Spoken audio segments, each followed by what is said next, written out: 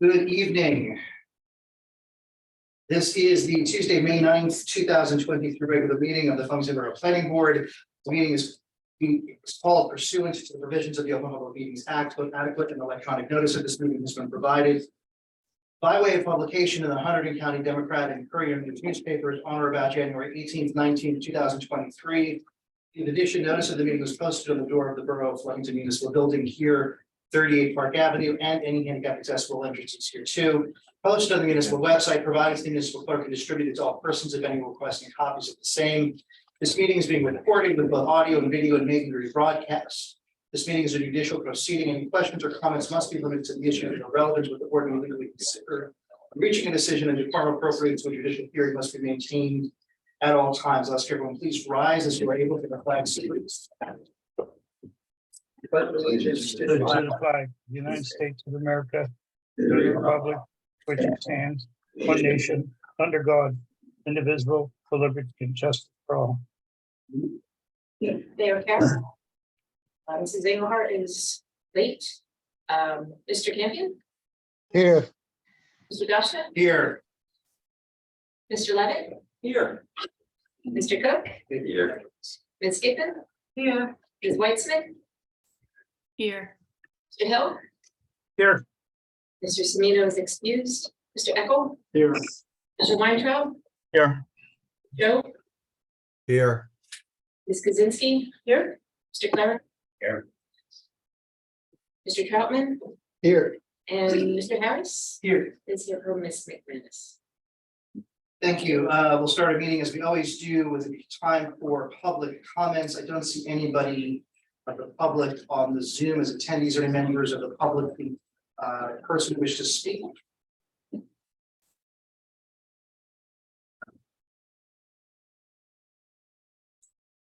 Okay, moving on, Mayor Morrow.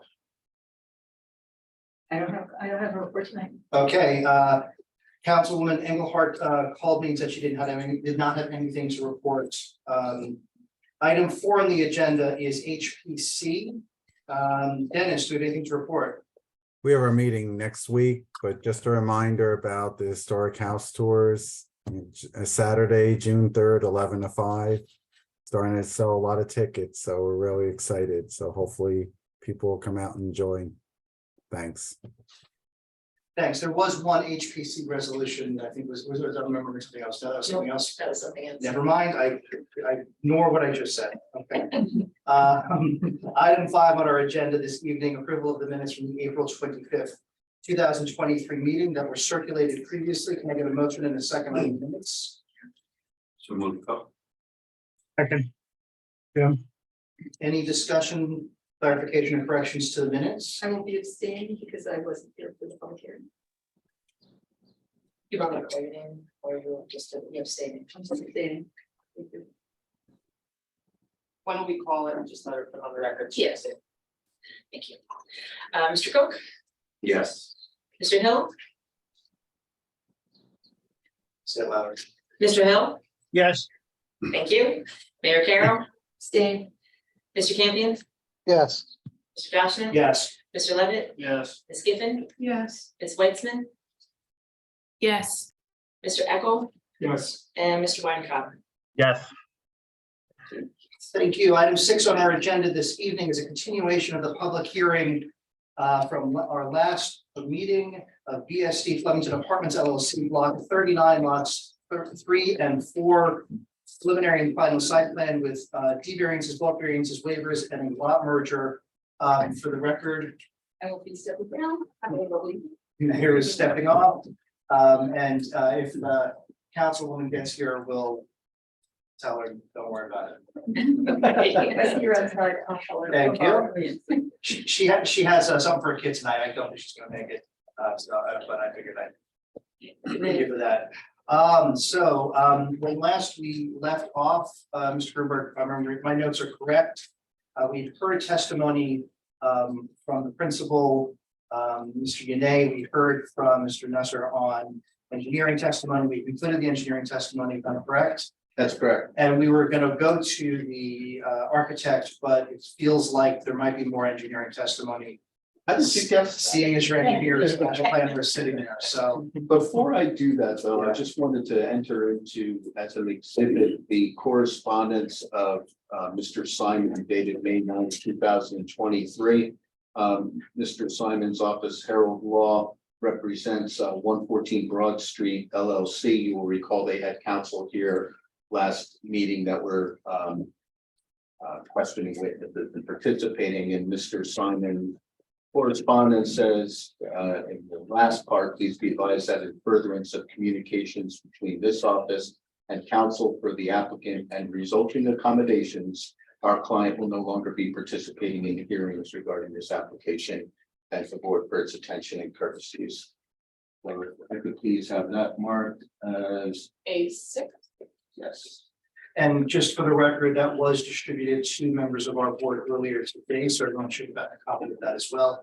I'm going to, on Zoom, promote that laptop to panelists. If you can click on OK there and turn on the camera, just so that folks who are remote will have a better view of the app. Great. All right. Yeah, leave that for the members of the public. He's the one that's there. I do better.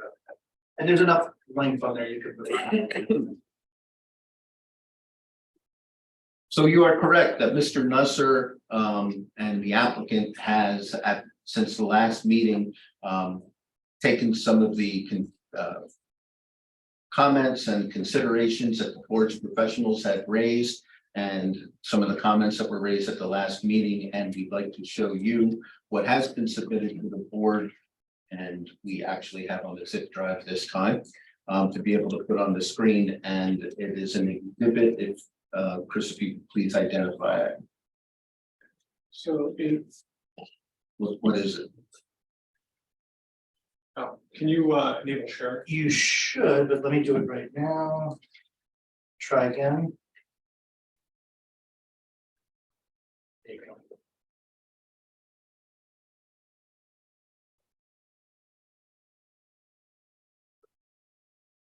You're welcome full screen. Okay, fair enough. This is a site plan exhibit prepared by my office dated May 3rd, 2023. And if that could be marked as exhibit A7. And it's just called site plan exhibit. Site plan exhibit, yeah. Right, what it is. No, this is helpful. Thank you.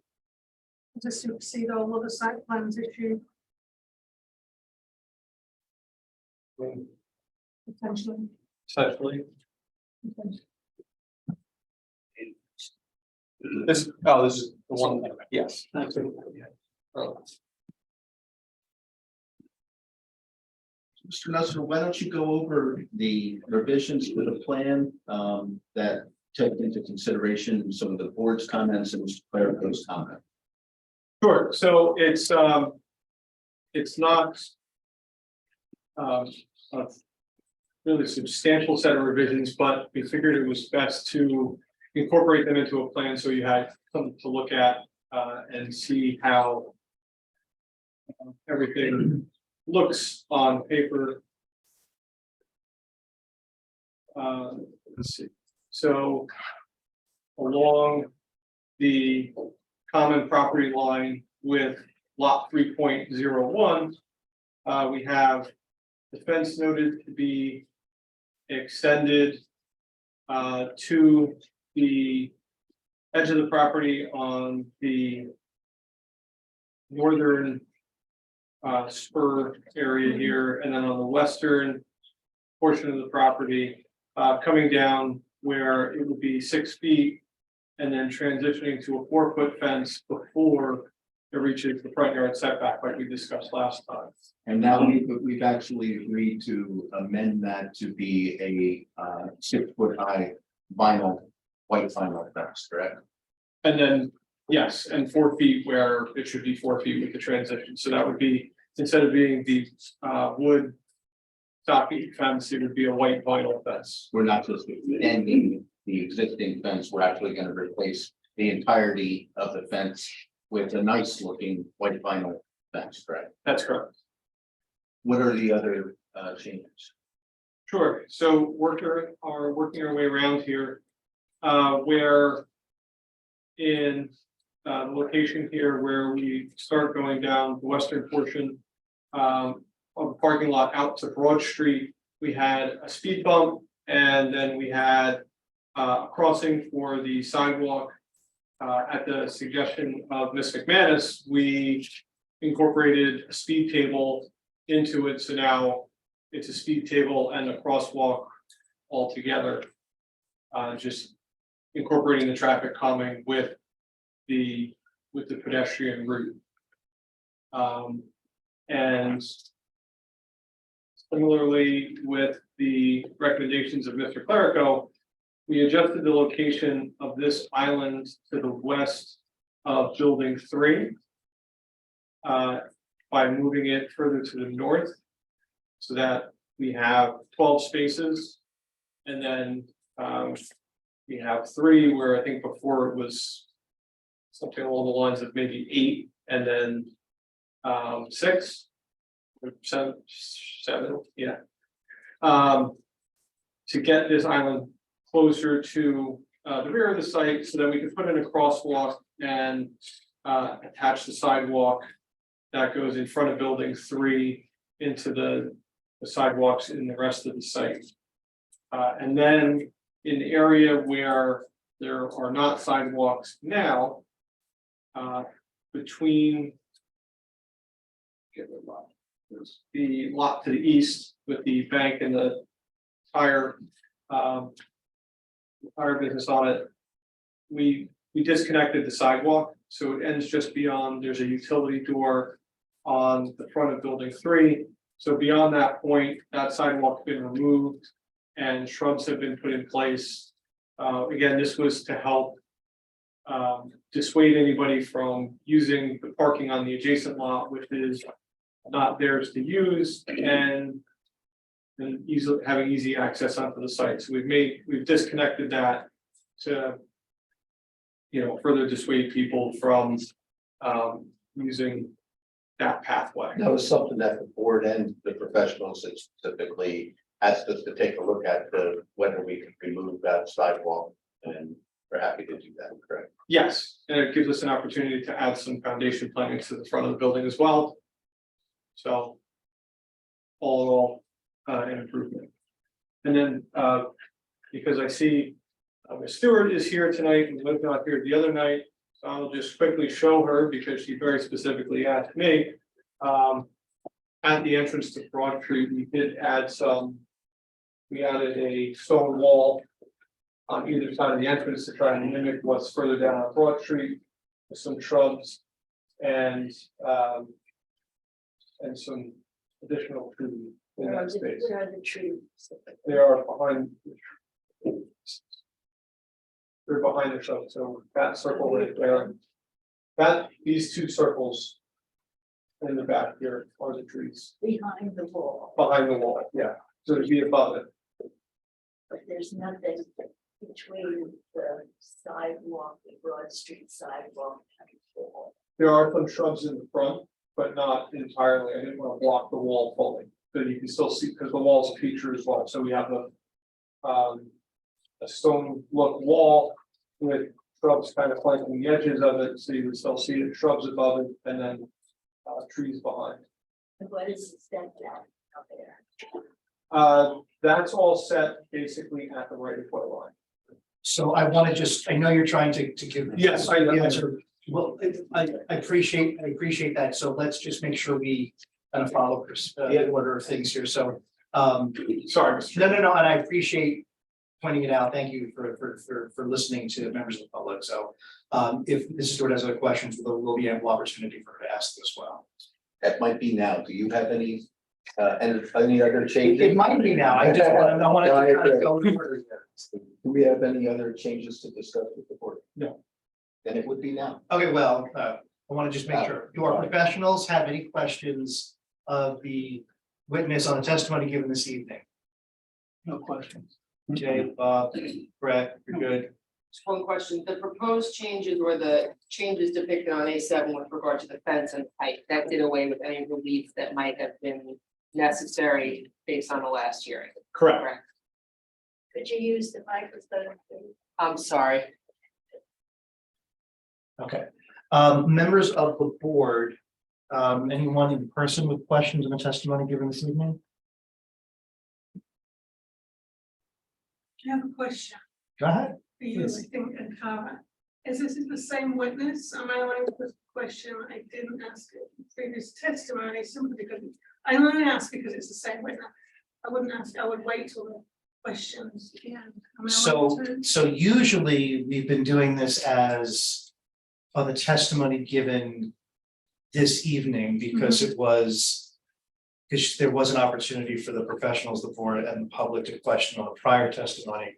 So if it's something that could wait for board discussion, or, I mean, is it somehow related to what's in front of us right now?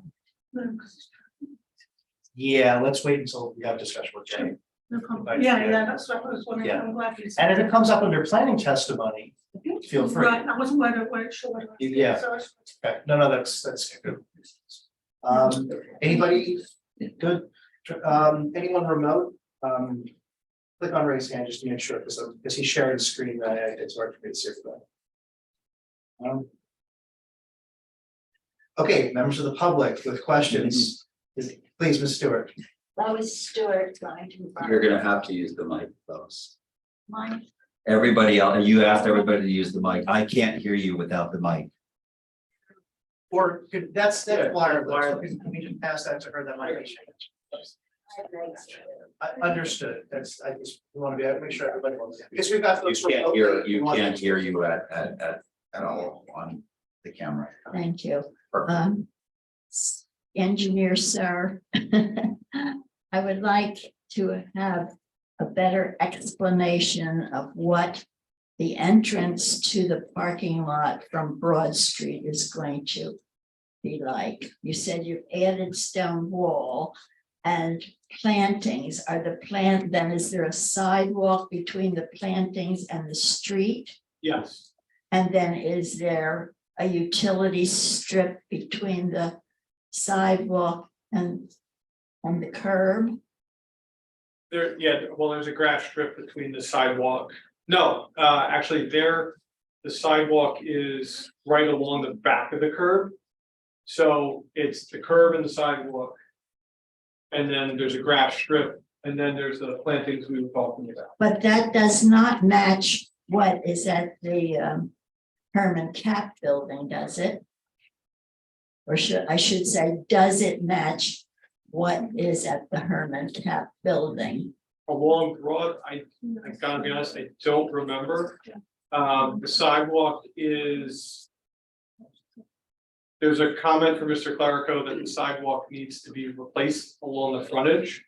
So the intention is to replace it in kind where it is. So it's going to be consistent with what is there presently. But would it not be appropriate for it to be consistent with the property to the south so that it would look like it kind of came from Church Street up so that there would be Yeah, I think we can certainly accommodate that. a continuity? I don't see any reason why we couldn't. And actually, I'm sure Jane, Bob would probably agree that it'd probably be better to pull that sidewalk back anyway, just because you're adding that driveway and people are going to be crossing it. So pulling it a little bit further back would probably work a little bit better for the accessible ramp. So yes, we can put the utility strip in and put the sidewalk behind it. And so so it would be street, curb, grass, sidewalk, grass, wall. Yes. And what kind of trees are we going to have there? Are they going to be shrubby trees or are they going to be real trees? I don't know how you define shrubby tree. Well, with all that space, we should have real shade trees. Perhaps you can look up on the landscape plan and Yeah. tell us what your code for AMCA is, which is one of the trees that's planted.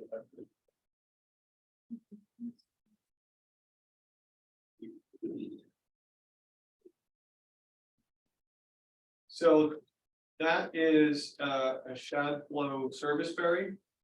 So it is more, yes, what was it? A shrubby Shrubby tree. tree, I guess it is a slightly more shrubby tree. Behind it provides a little bit more visual interest. There is located here to the south side of the driveway is alcova, so that'll be a large shade tree. And then there's a series of them on the south side of the parking lot as well. So we do have a larger shade tree up along the entrance, and then we have the service berries behind the wall. Again, yes, they are a shrubbier tree, but they provide, in our opinion, a little bit better visual interest. But you're calling it a shrubbier tree, but it's more of an ornamental type of Yeah. tree that is not a shade tree. Correct.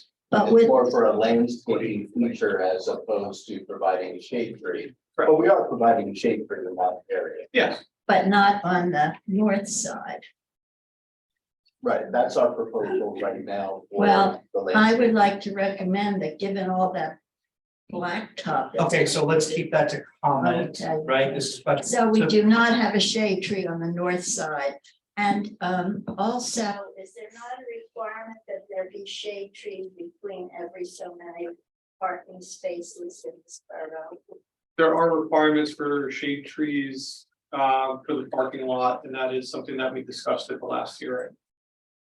And what was the result of I that? think you might have turned the microphone off. Inadvertently. Better? No. I'll shout.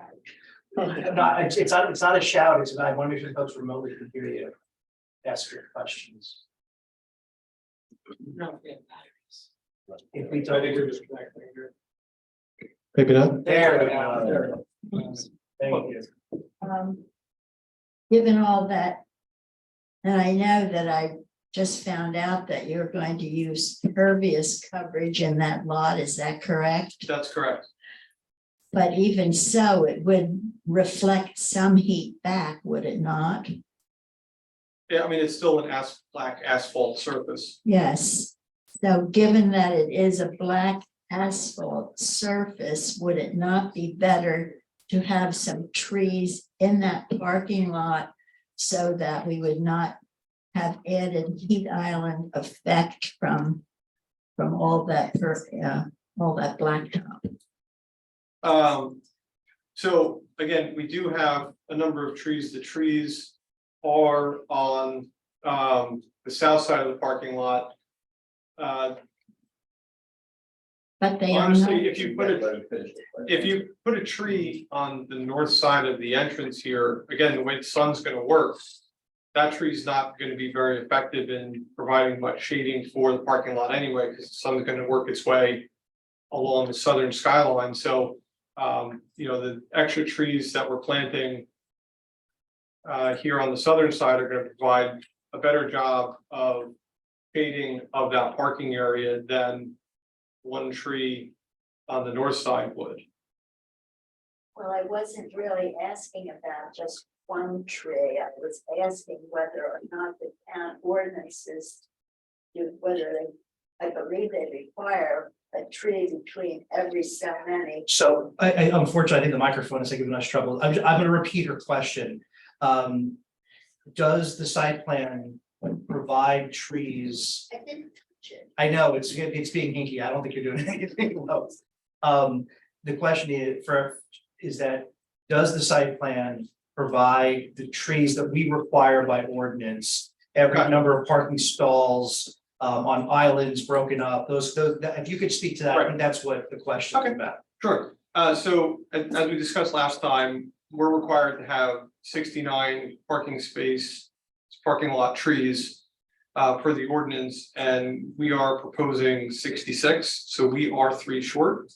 As we discussed, that is an improvement over the prior approval, which we had relief granted at that time for for not meeting the number required. So again, we will need relief here for 3 trees. But you still have not answered, where are the required trees between the number of, and I don't know what that ordinance says, perhaps the planner says it's So can you, I think I can help here. So maybe can you zoom out a little bit on the graphic? every so many. Right, everyone, So every So, right, it's every Not- 12 spots, there has to be a planted island, so if you could point out where all of the trees are in the parking lot.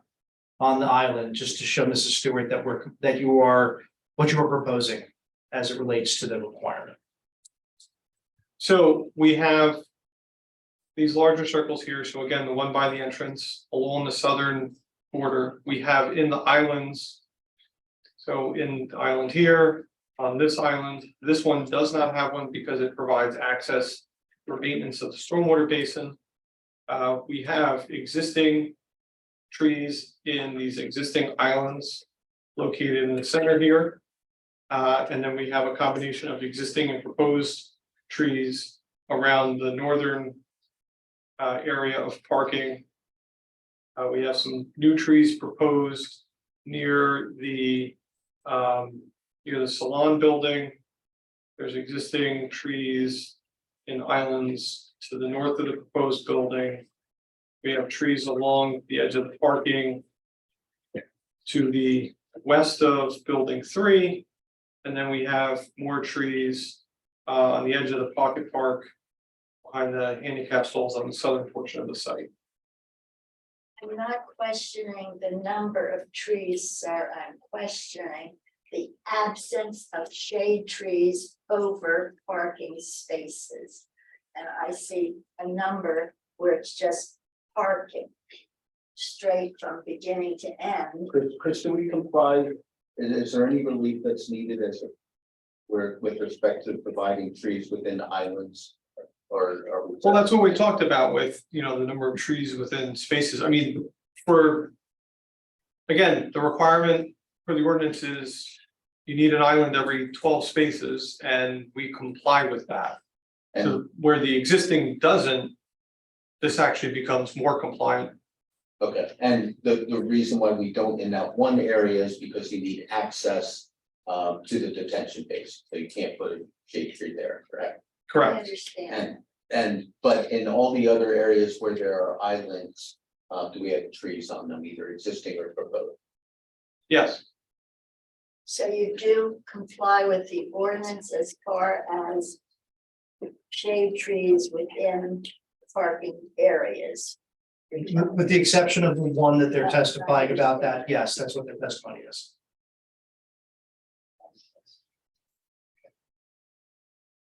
And what was the accommodation that you made? Was it the fence with the adjacent property? yes. That was, and what about the, on the last plan, I believe I saw an access from your parking lot to their parking lot. Has that been removed? No, that's a potential future access point that's being provided for. It won't be constructed, not at this time at least. Because there is a tree circle there. Is that correct? Yes, there is. But the adjacent owners have agreed to No, sometime in the future.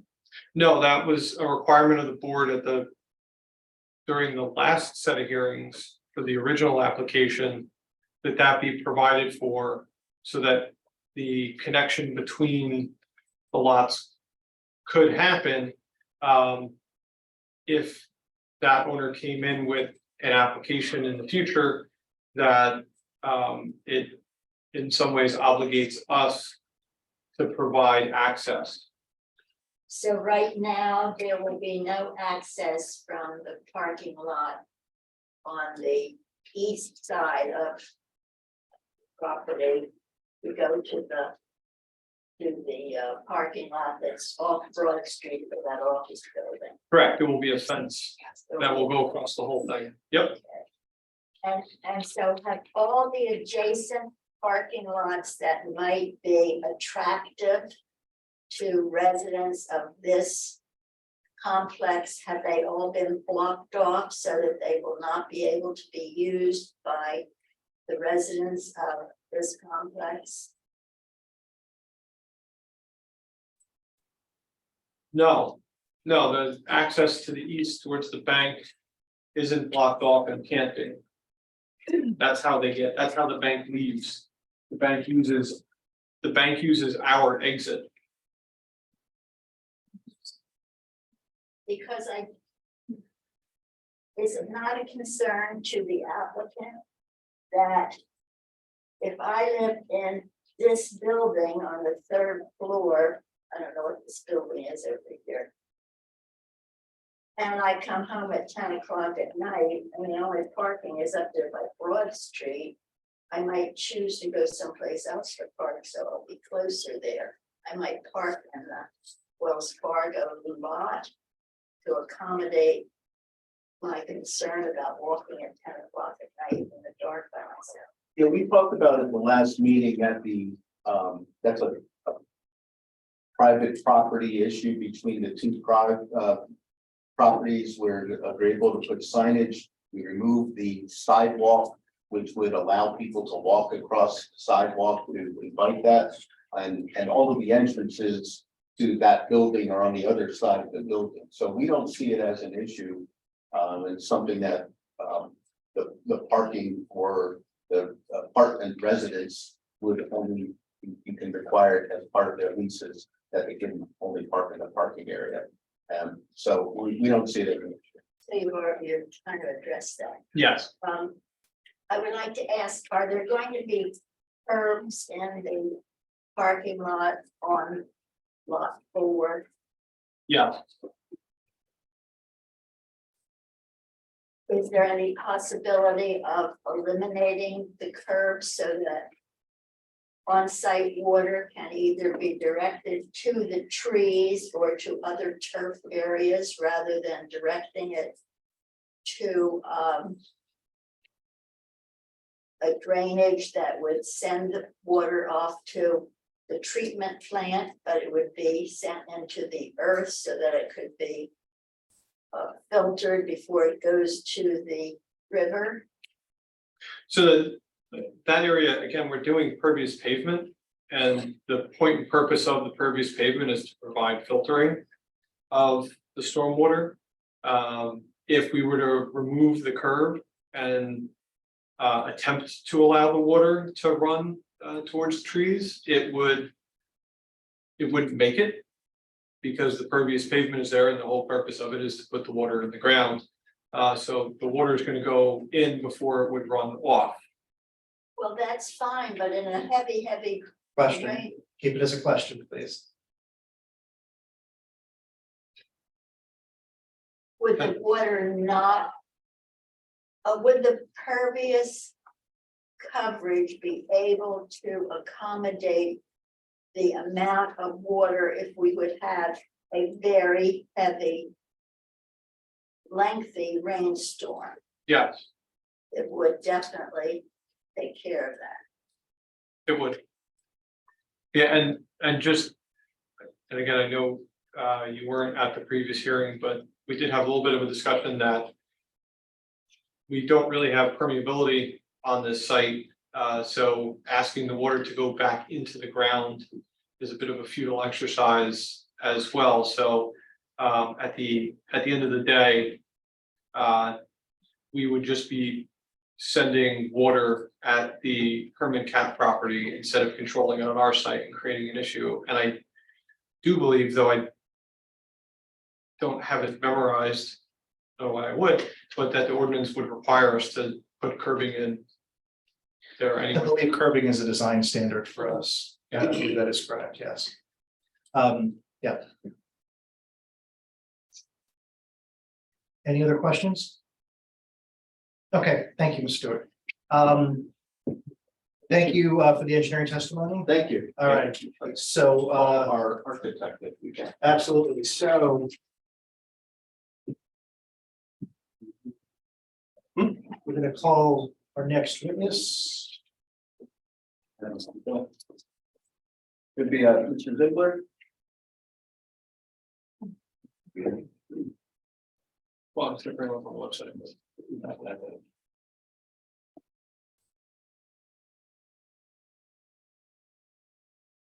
I'm just-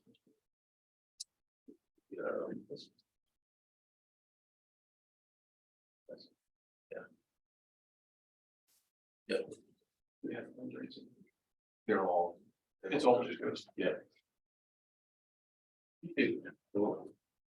So, you weren't here sworn in the prior meeting, but He was not. he was not. Okay, so Yeah. he was sworn, but I don't think we did. We didn't qualify. Okay, yes, you could please give the board Yes, the benefit of your thought. yes, I'm a registered architect in New York and New Jersey. I've been in private practice, my own practice for more than 30 years. I'm licensed in New Jersey in good standing. I went to Pratt Institute for Bachelor's of Architecture, got my master's from Columbia University. I've been before many boards, including just Brunswick, Nutley in this area, also Shore Ocean, Long Branch, Deal. For Mr. Ziegler as an expert in the field of art. Any questions or objections from our professionals? Objection from the board? Mr. Ziegler, you prepared some exhibits for this evening, and we have them on the thumb drive. You have the exhibits with you too. I do. There's no, it's easier. You want the board to check? I would prefer if he shared screen on the laptop, only because it'll be on the monitors, and also we've got a number of board members who are participating remotely, it'll be easier for them to see it. Click the big green button at the bottom. Where you went with that. Hey, Chris. I don't know where. Help him share the screen. Export, hold on.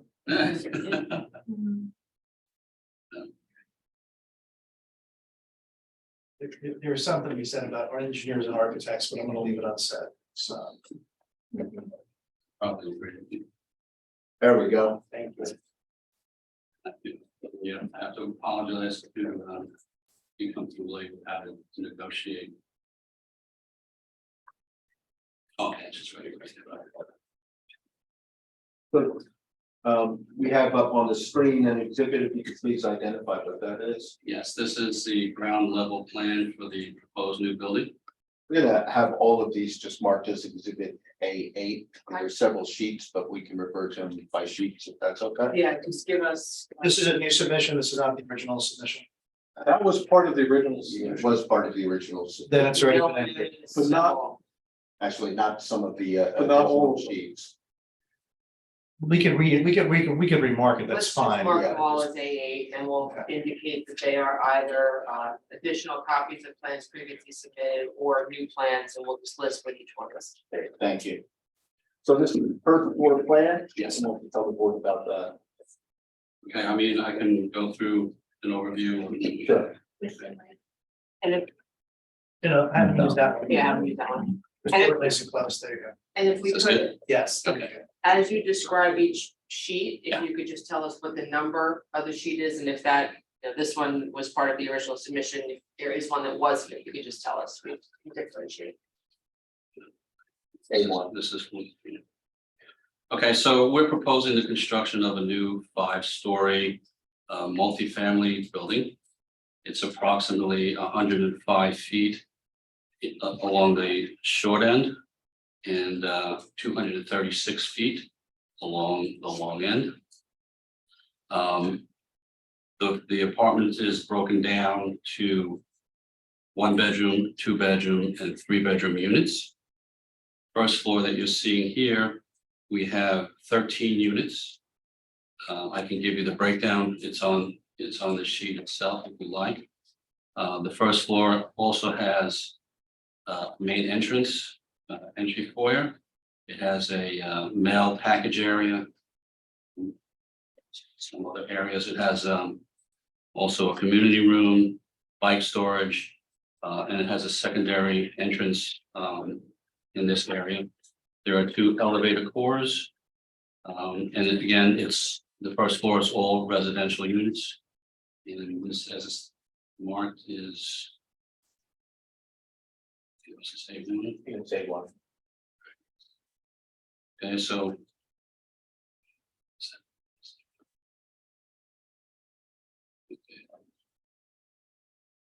So this is the A2, I believe, which is showing the 2nd and 3rd floors.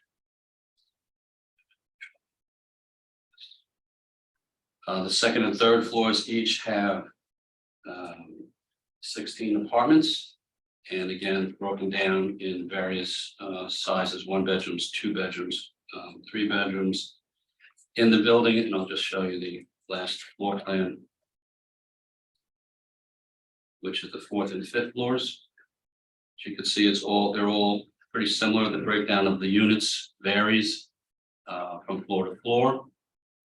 We're also providing 13 affordable housing units that I believe is our requirement. The apartments range in size. Let me show you the layouts. There are a number of different unit types.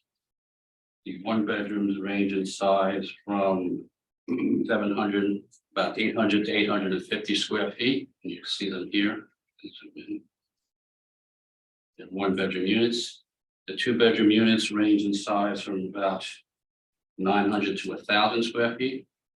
And the 3 bedroom unit is 1,200 square feet.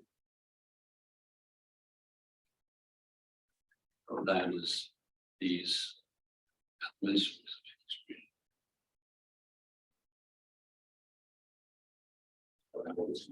Yeah, let me see the full screen. So I'll just fashion it. Okay. And that's, there are, building height is 50 feet to the roof structure. And then there are various parapet heights that are in 6 to 8 foot height on the above the roof. The total building area is about 82,000 square feet. It's about 16,500 square feet per floor.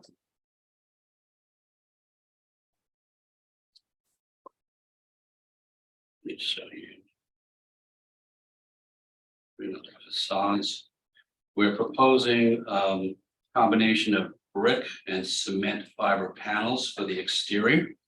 Really quickly, these are color plans submitted with the original. I don't, yeah, Yeah. I think this is resubmit. I think originally we didn't have them color. So this is A, A- right? A4. A4, So A4 is a new right, it's colorized. colorized, plus we added the picture of the existing Spice Factory building to this document. So the design. No.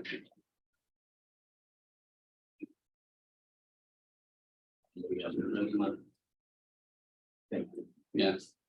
The building will be articulated in 3 vertical sections.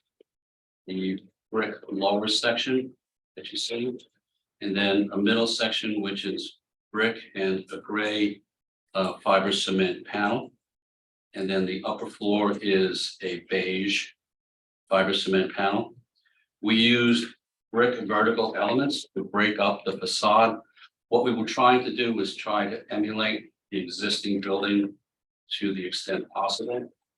The concern was that the brick building originally is a factory, so we were concerned about having that much brick.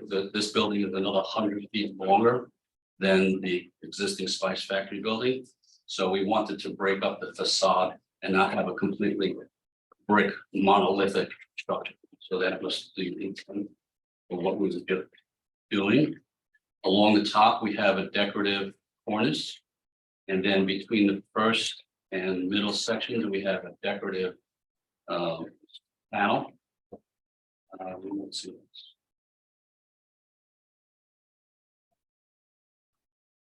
Each apartment unit will have sliding glass door with a Juliet style balcony. The main entry along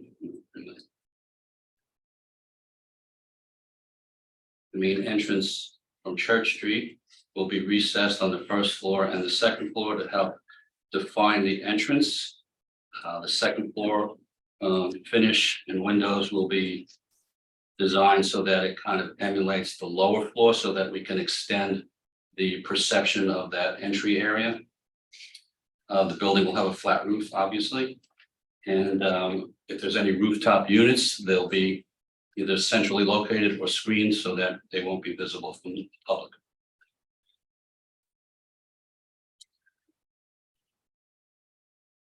Part of the design methodology was also to emulate the building that was previously submitted and approved, which, yeah, okay. Yeah, what's the exhibit A5 or A6, Sorry, actually. This is the A6.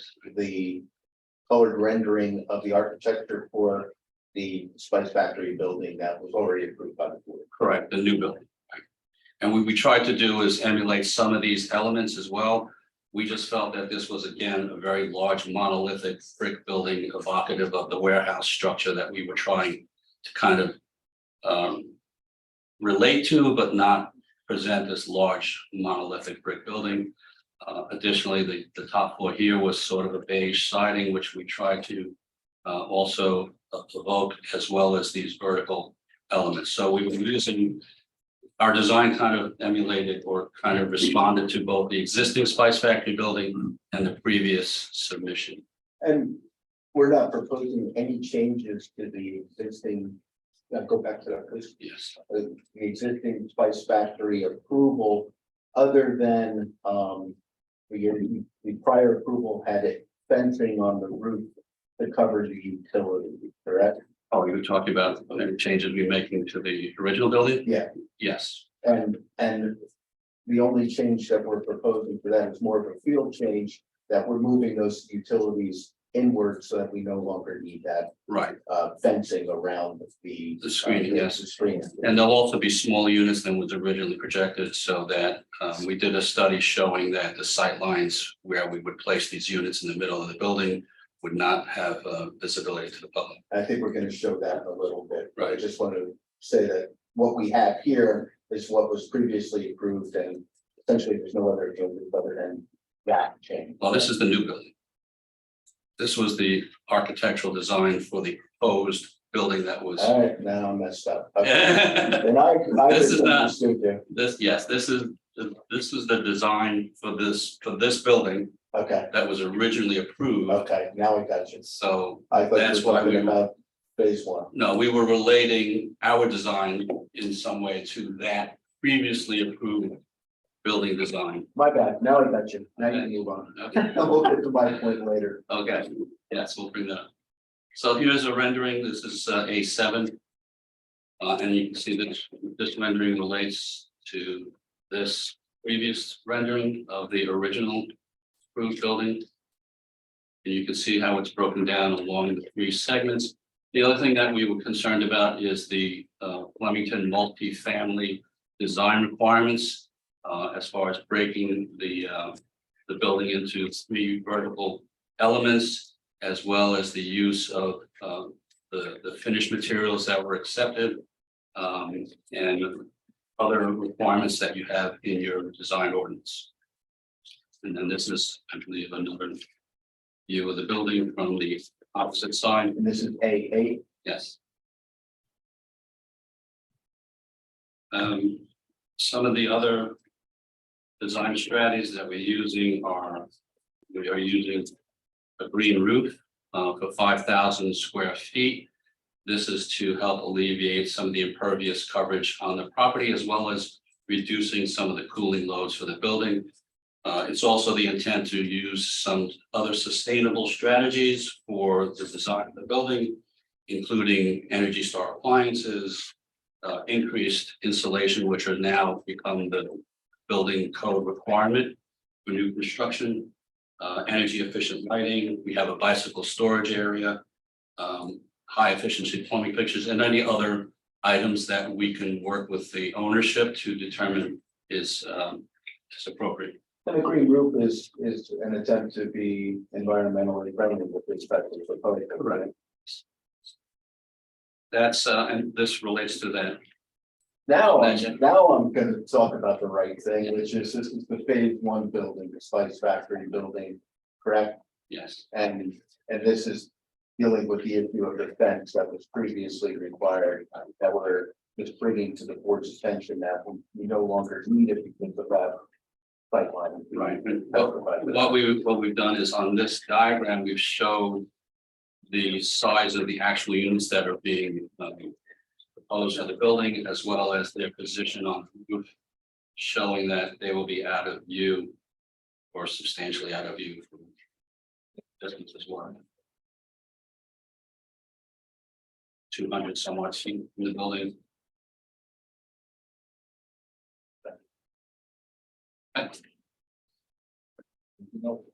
I believe I covered all the points. Breakdown of the units. Nothing else for. So we're gonna go to questions from our professionals on the architect's testimony. I'll start with Jay. Do you have anything? No questions. Bob, do you have anything? No. Brett?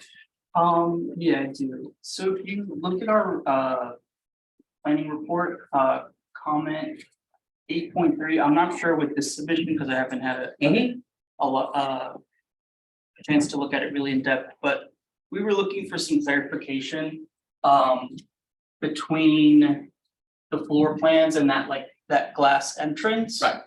Um, You're talking about this area here. yeah, so we just want to make sure that the floor plans match. Yeah, they do. Okay. Again, what we're trying to do, as I said, is try to make the entrance more prominent. So we didn't want to just have that same look on this in that second floor apartment. It'll probably be a different type of fiber cement panel, but it'll be broken down to look like the storefront on the floor below, so that we can kind of create a vertical look to the entrance area. Okay, thank you. And then comment 8.4 in our report. So you did clarify that a green roof is proposed for Yes. building 3. So I would just like to highlight your attention to the last part of that comment, that you guys submit an operations and maintenance manual. Right, that's. Yeah, we're happy to do that. Thank you. That's it. Okay. Kara, do you have any questions? Just one, exhibit A8, the site distance, can you just explain that, just so it's clear for the record? The rooftop equipment cannot be seen from that location, maybe it's A9. It's, I think it's 200 some odd feet away would be the closest that you would be able to see it. This is the rooftop view. Yep, that's it, so, and that's just to cover, that's A8 or A9? It's actually expand. A10, A10. okay, so. So looking at actually, A- I'm sorry. Oh, sorry, SK1. SK1, because it wasn't part of the new building. It was sort of an amendment to the previous building. Got it, okay, so just explain for the record, someone would need to be what distance from the building in order to be able to see that equipment? Okay, so. Try and zoom. So on, I don't know if this is the north side, the south side, so on one side is 160 feet. And the other side is 170 feet, more or less, from the building.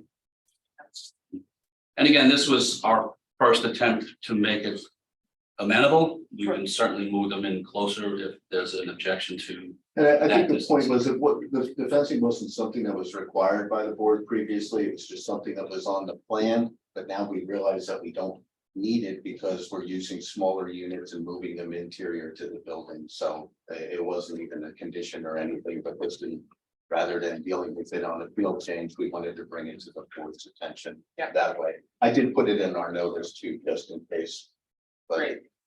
I just wanted to be clear that we were talking about the significant distance that you. Yes. need in order to see Yes. that. And this is the existing building. This Yeah, is phase 2. This this is, is phase one. this is phase 1 of the prior approval. Yes. Correct. But you're memorializing it because this is the whole site plan for the whole thing, and that's why you're okay. That just okay. Make sure we have that.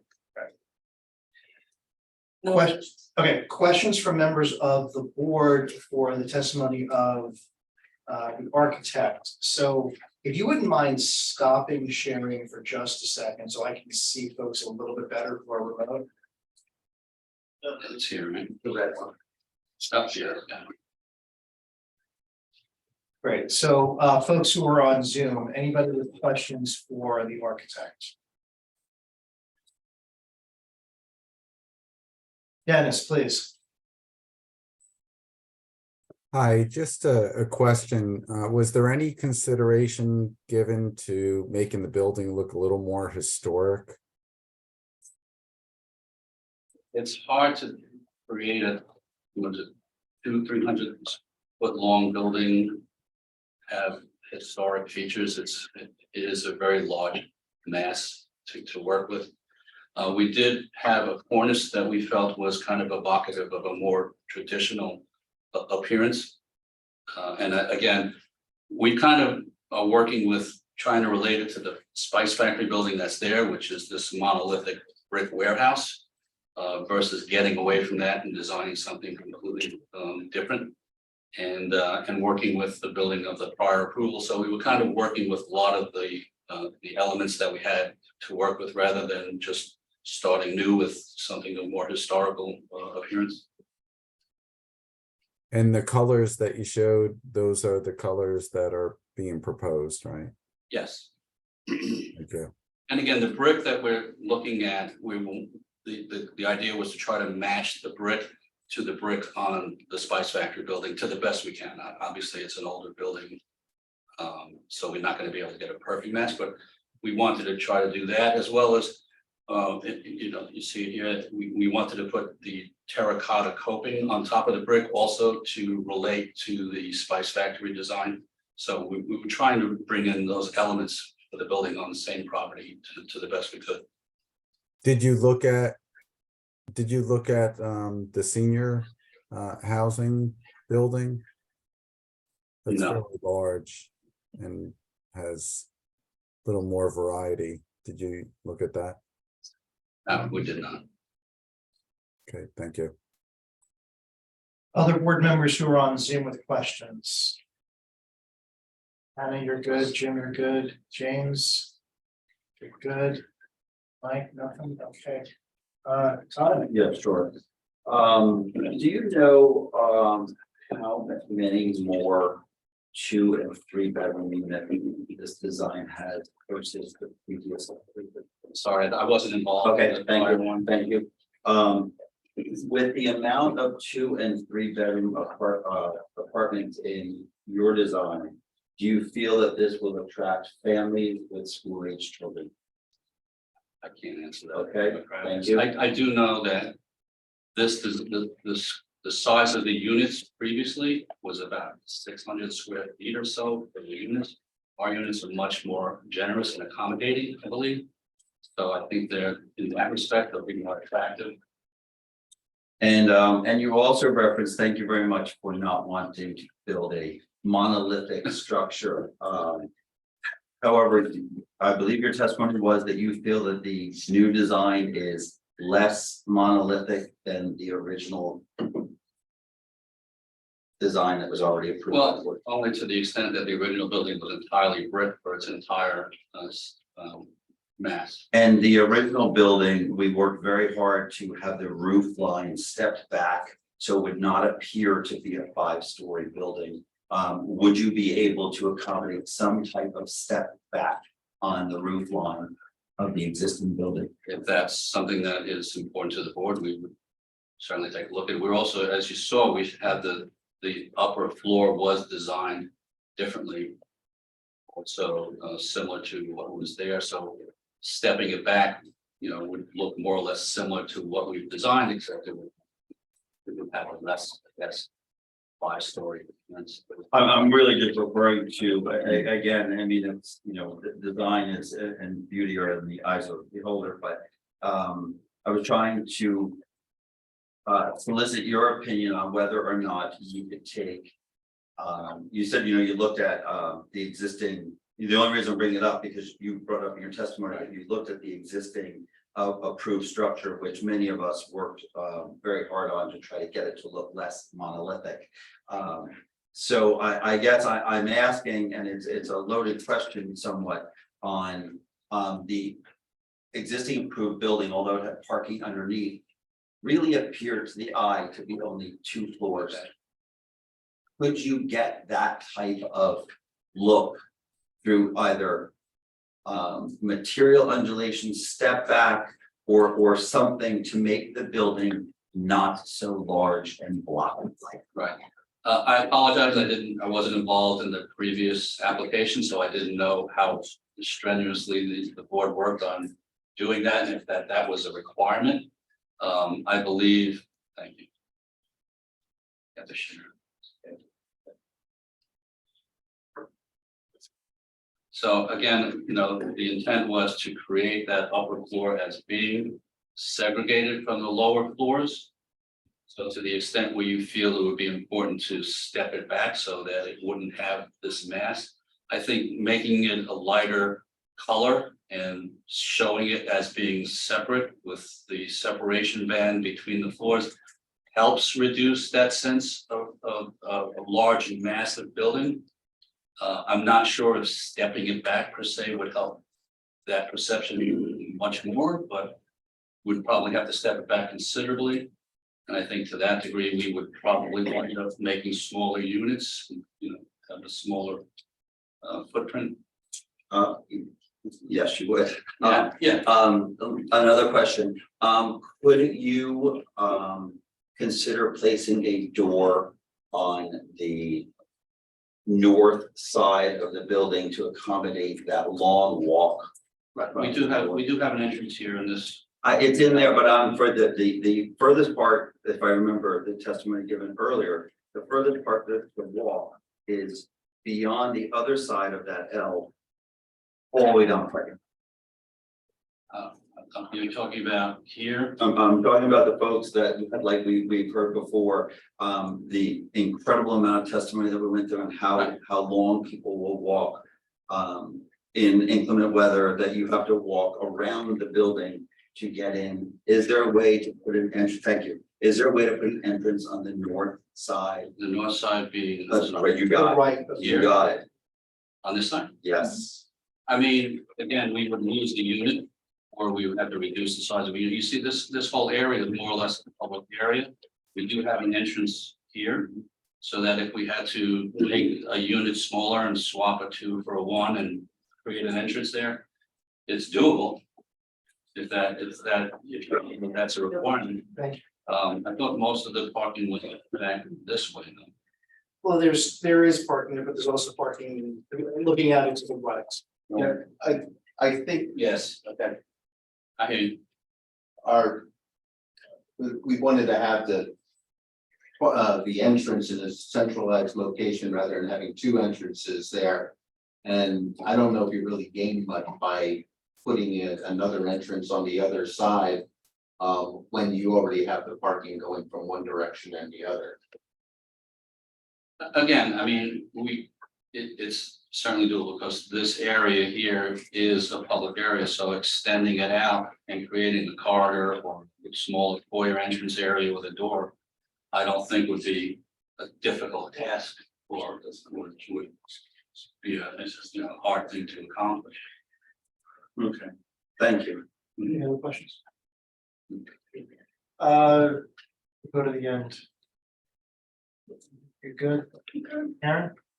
Well, I did have some similar questions to Todd that's just raised about the monolithic, but I think you kind of asked questions may end up in statements now. It is like you've answered it in terms of you feel that this design is less monolithic than the previous. Right, oh, absolutely. And like Todd said, there was a lot of work done to not only make it less intrusive. Todd, wasn't there? There was a lot of work done to make it match building 1. If we look at the rendering, you go to your testimony of the rendering, the little red covers on the windows, no, this is the new one, but the old one. He's got it, I think. Yeah. Do you not feel that eliminating those wasn't Well, That's the existing building 1, but the original plan for building 3 that you testified to matched that a little better, do you think? say, hold on. This one. And to Dennis's point, do you not feel that that matches the industrial Yeah, what we- building 1 more what we than ch- this? What we tried to do with this horizontal band was to try to match or bring in that color accent to this building. I didn't, it's a good idea to have screening and awnings to help with sun penetration. I just felt like it's more decorative at this point, and bring it into the newer building. I'm not sure if it would necessarily relate. Okay. Can I just move on to the green roof that you Yeah. testified to? What kind of plants are going on the green roof? What's the intention for that green roof exactly? And there's 2 questions on kind of something. And would there be resident access to that roof area? I don't believe we were planning on having resident access to the roof for use Okay, of the roof. that's what I was concerned about, resident access up there for fall protection and things like Right. that. And that ties in a little bit to the testimony you gave about building 1. I have a question about, you said about the rooftop unit being set back so you could eliminate fence. I have a concern for then, maintenance workers working on those units. Is there anything proposed to stop them wandering off the edge, for instance? The building code requires a guardrail if a unit is closer than a certain distance from the edge of the roof, but it's not required. Plus, there's a parapet. There's a parapet, oh, sorry. Oh, I'm sorry, that's No, wrong the building. parapet on the the new other one. building, right? Right. So if the units were closer than a certain distance to the edge, we'd have to provide a guardrail, but Mhm. these units are further in, so it wouldn't be required. Right, and then just simply, forgive me, because I work in this field. My concern for the units, are they being brought in through the building or are they being dropped in by crane? Well, the rooftop units, I don't know. Building one. I have to discuss that with Because the then- contractor. Okay. They're not large units. Right, So- so the tendency is then if you crane, then you can't afford the crane, you put them closer to the edge in the future. I'm thinking of future maintenance, so Uh, do we know if that is? Yes, What size, what is the size of the maximum unit? I'm sorry, I You didn't don't have that? have that information. I Think they also have that? could give that to you. We do know what units. Then I apologize if I'm asking the wrong. That's fine. Anything else, Karen? No, that was it, thank you. Trent, any questions? Okay, so I have a couple, if you could. Could you scroll to the page that has the typical floor plan of the apartments? Yeah, Let's just reference what page that is, that's A. what page is that? That's A5, I think? Yep. Okay. Why are you labeling the COA units differently than the other units? And why are they of a different size?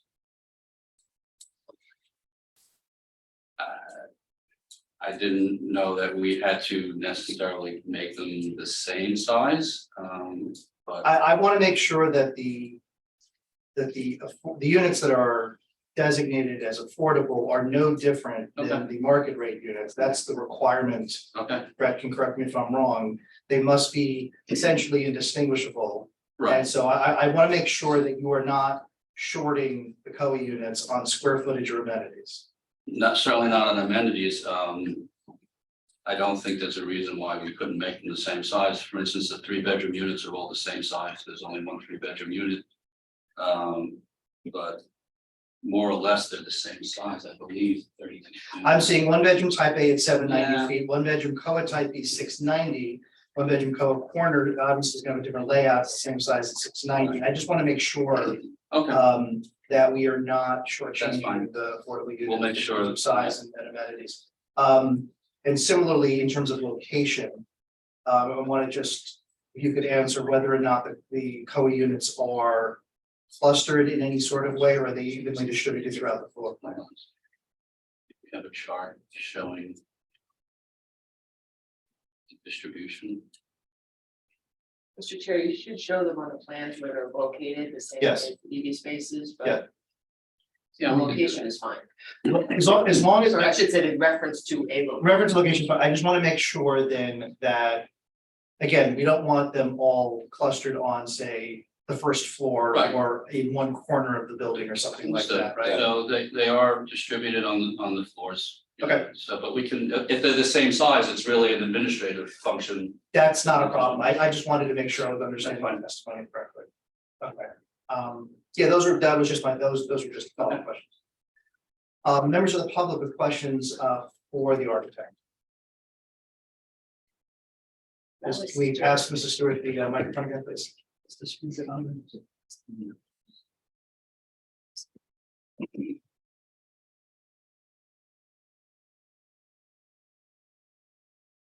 We're having problems with the microphone. So what we could do honestly is if, oh, there we go. Okay, good. Yeah, just like gingerly, right?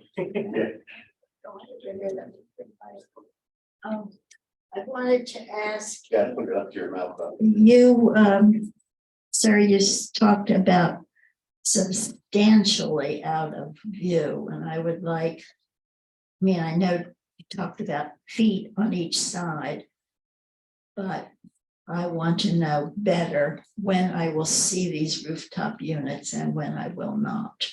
Well, Could you please explain? yeah, I think we've had it on the exhibit that it's about 200 feet away from the sight line.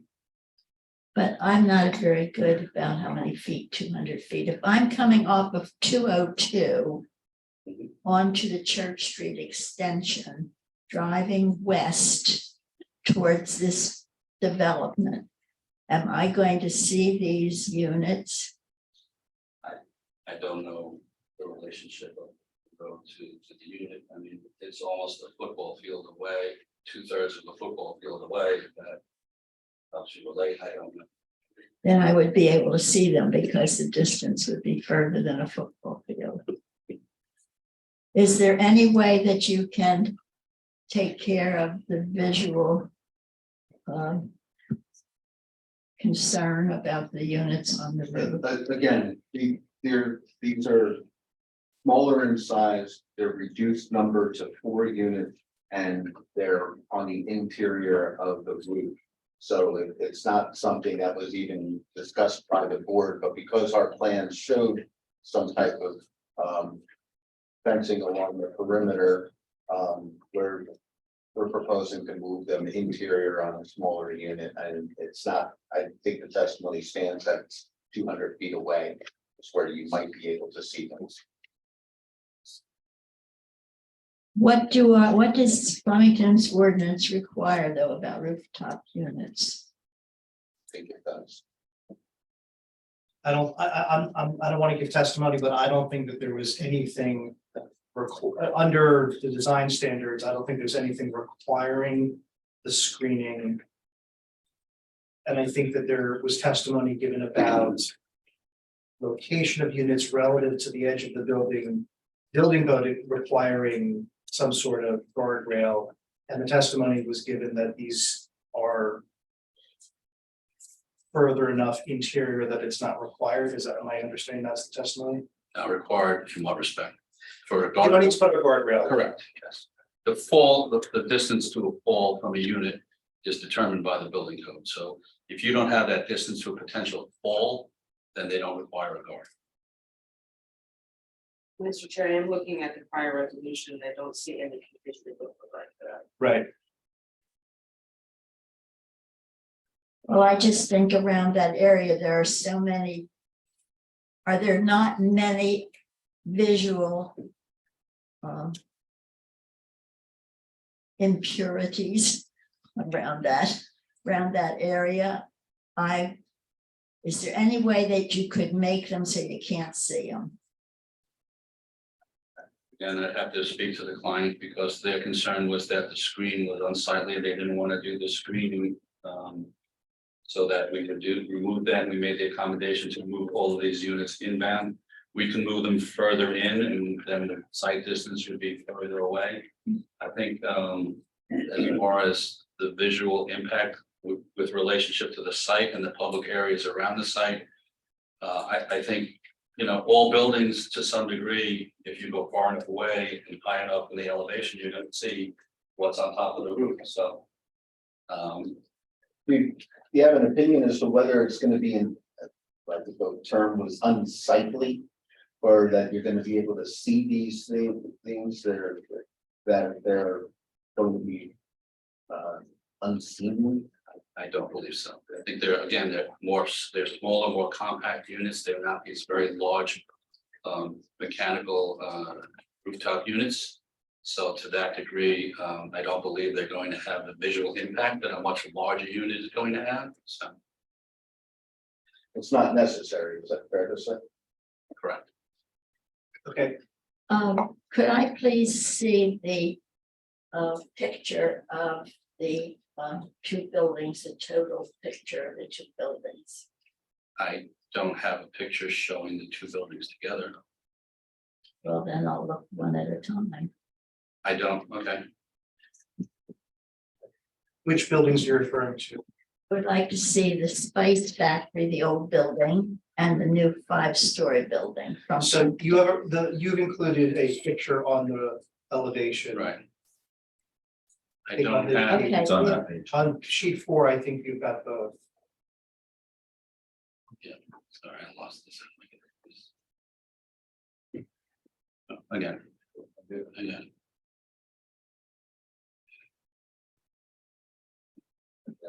Yeah, all right. You can't do that. That, back. Yeah. Up on I'm working on it. Look at. Okay, and zoom out just a little bit. Okay, this is the new 5-story building, correct? no, we don't, I don't have a rendering of what the work that we did for the existing building, adding the 2 floors to it. This is the building as it was and as it is currently before the additions were added to it. I don't have a picture of What is the building to the left? that's the new building. That's the new building. Well, I would like to know if you could make the top floor less obtrusive. It stands out like a sore thumb. I look at it and the first thing your eyes go to is that different color on the top. And I find the external, is the external appearance of these buildings appropriate for the second largest historic community in the state? Do they not look more appropriate for Hoboken or Jersey City? I don't know how this person this witness can answer that question. It's more of an opinion and trying to make it a question. Can we go to the previous picture of this building? Which, sorry.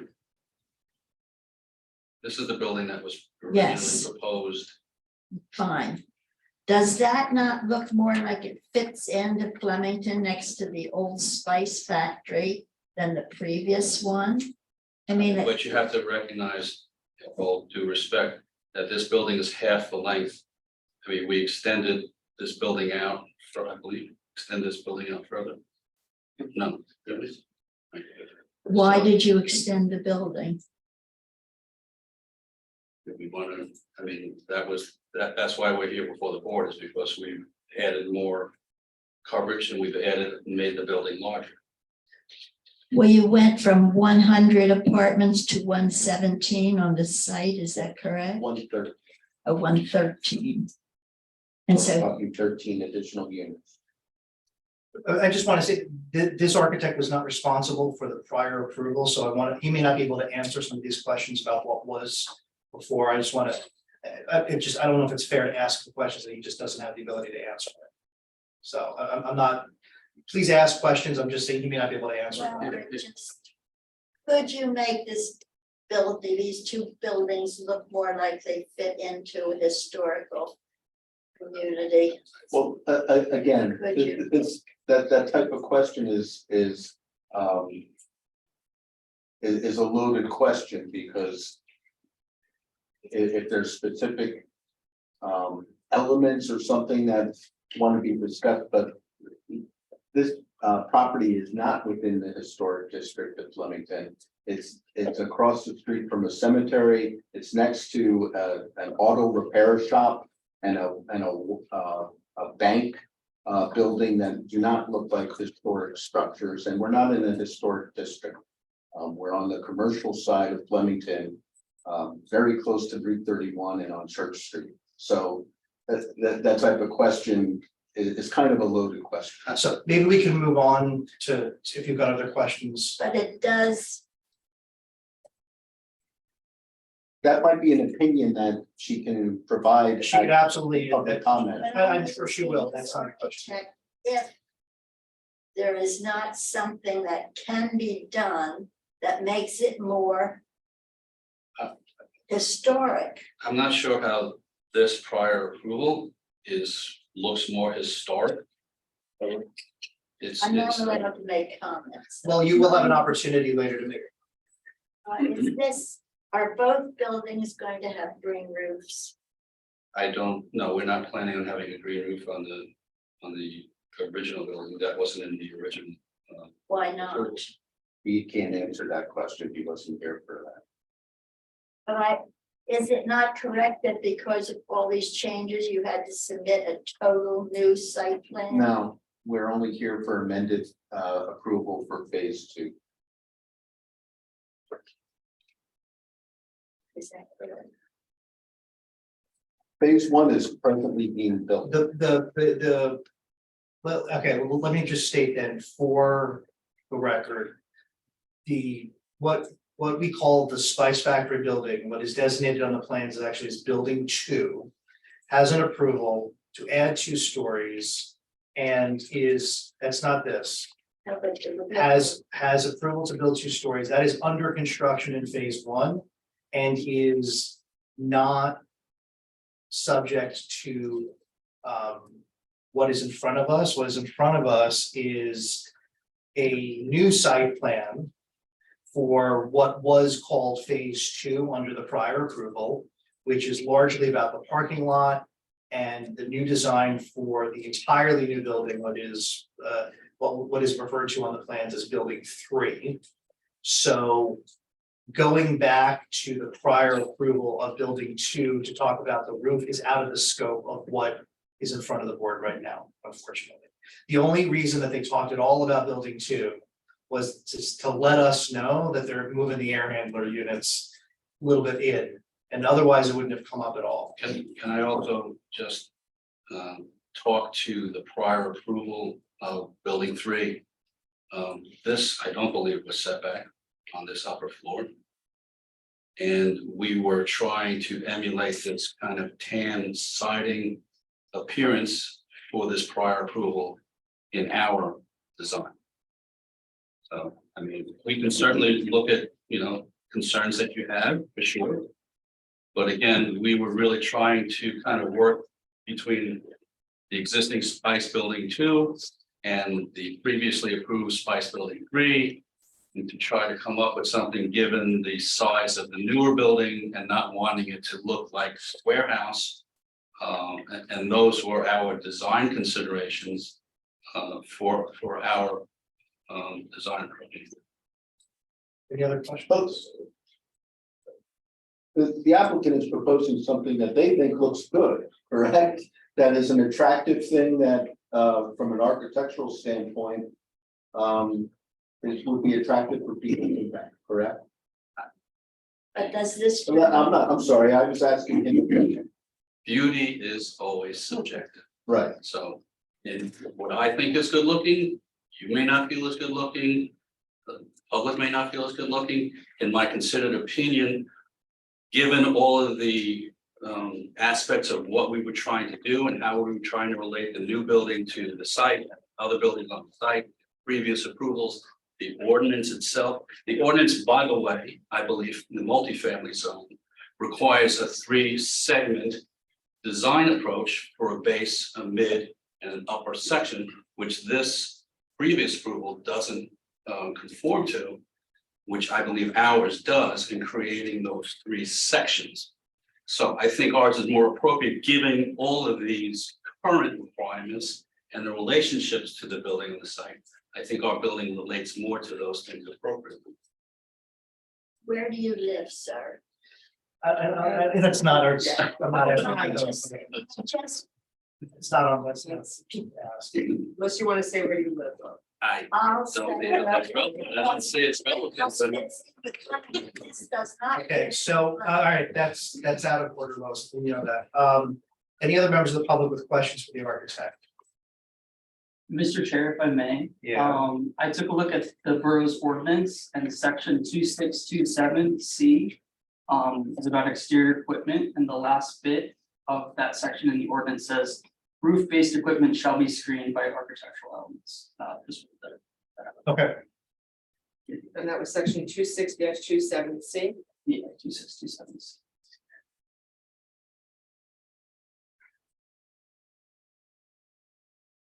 okay, all right. So so whatever needs to happen on building 2 needs to go with that. Okay.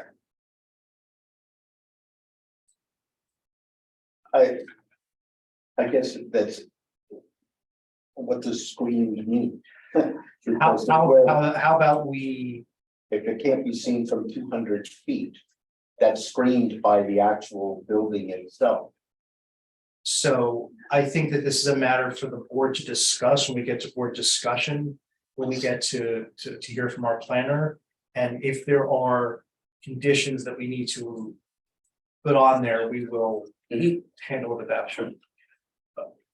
Brett, I have a question for you. though. I'm sorry, just as it relates to this building, we have a 6-foot-high parapet. Right, we're not, So yeah, we're so it's not really building 3, it's building 2. I just That's wanted really to the clarify issue. that, yes. Yeah, But our own ordinance reads, screened by an architectural element. Isn't a fence an architectural element? Yes, so their existing, their existing, approval they have covers our one. yes, so So that's. they're asking to amend.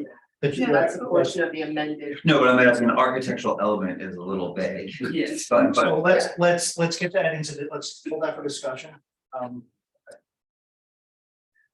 So, That's it for Mr. Zimmer. okay, so are there other witnesses? Yes, we have Mr. Nutter, thank you, thanks. Mr. Nutter to come back as his planner. And he would only been qualified as both mentioned. I believe you qualified as a planner at the first hearing, yes. Stop doing. Thank you.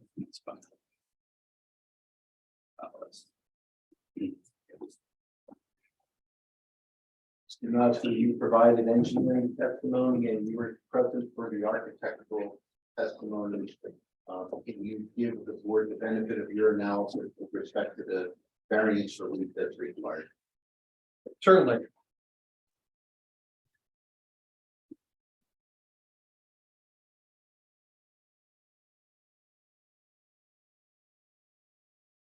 So just to refresh what the relief is. We are seeking a use variance for the 113 units on the site where the existing approval is for 100 units. We are also including lot 4 where the prior approval was for lot 3 only. So the D1 use variance is to permit those residential uses that are currently under construction on site.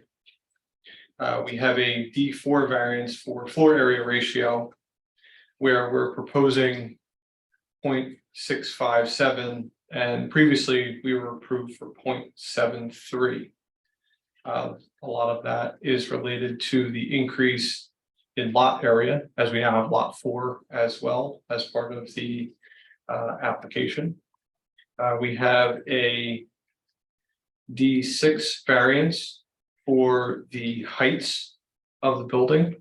The heights actually are not changing from the prior approval. For building 2, a height was approved of 64 feet 4 inches.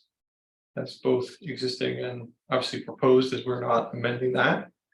And for building 3, it had been approved at 58 feet and 58 feet is what is currently proposed for that structure. We have some bulk variances for parking, which we went through quite a bit of testimony on last time. A couple existing non-conforming conditions for side yard and front yard on building 2, where building 2 has a side yard of 19.91 feet and a front yard of 17.95 feet. Both of these pieces of relief had been granted as part of the prior approval as well. And then we're also seeking a variance for the side yard on building 3 at 12.53 feet, where the standard is 25. So as we go through and One more, I'm gonna have you identify as the impervious coverage. no, well, I thought we went through the impervious coverage last time in some exquisite detail and decided that we were in fact compliant with the requirements of that. However, we were looking at it, there was not going to be a variance required as it related to impervious coverage. Wanted to make sure that we identified that. Without stories. That's the same thing that is previously, that the number of stories, 2 is permitted and 5 stories were previously approved, and we're doing 5 stories again. Correct. There. There's a few waivers, I know. Yes, and there are some waivers. I have them listed as 1632A 6C, providing a 25-foot filtered buffer from the parking spaces. The 1632A 6E, which relates to the parking lot trees that we discussed earlier. 1633B for downward lighting. As we talked about, we were proposing to keep the existing lighting. And 1634D for the sidewalks, though I think we're providing sidewalks now, but I'm gonna leave that one in there for the moment at least. The only other one I had was the seeing the maximum illumination. You can deal with that 1633 C1. Use the microphone, please. It's 1633. 1633 C1 B and C. This is page 9 to 10 on the board planners report. Proposed lighting exceeding the maximum illumination. Gotcha, thank you.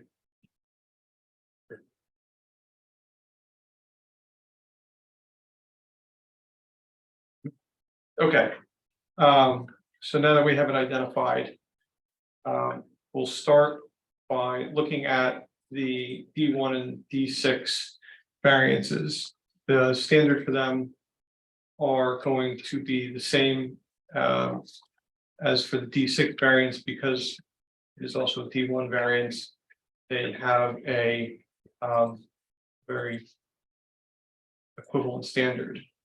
So as we look at the use variance, we're looking first to the particular suitability of this site. And I just want to remind the board as we go through here, and I don't mean this, I don't know the best word for it. I'm not trying to drag necessarily the old approval in front of the board. But just reminding the board again that this relief, although it's amended, it's not the same relief that was previously granted for the reasons that we've discussed. This relief has been granted on this site previously. We have an active approval for those 100 units that is, at least in the first phase, under construction, and the second phase remains there where that could still be built. What we're asking for is this amended approval that, again, we believe is an improvement that adding lot 4 into the application and the adjustments that have been made make this an even better project. And I just ask that you take notice of that decision that you had previously made as we go through here. So again, as we talk through these variances, we look at the D1 and the D6, and we look at the particular suitability of the site.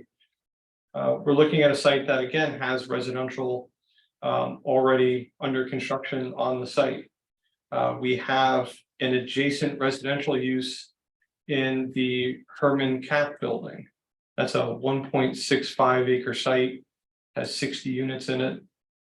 It's about just under 72,000 square feet of gross floor area for a 0.68 floor area ratio, where we are proposing 0.657. So it's has a greater floor area ratio than what is proposed before you this evening. The adjacency of recreational uses in having the park to the northeast of the site.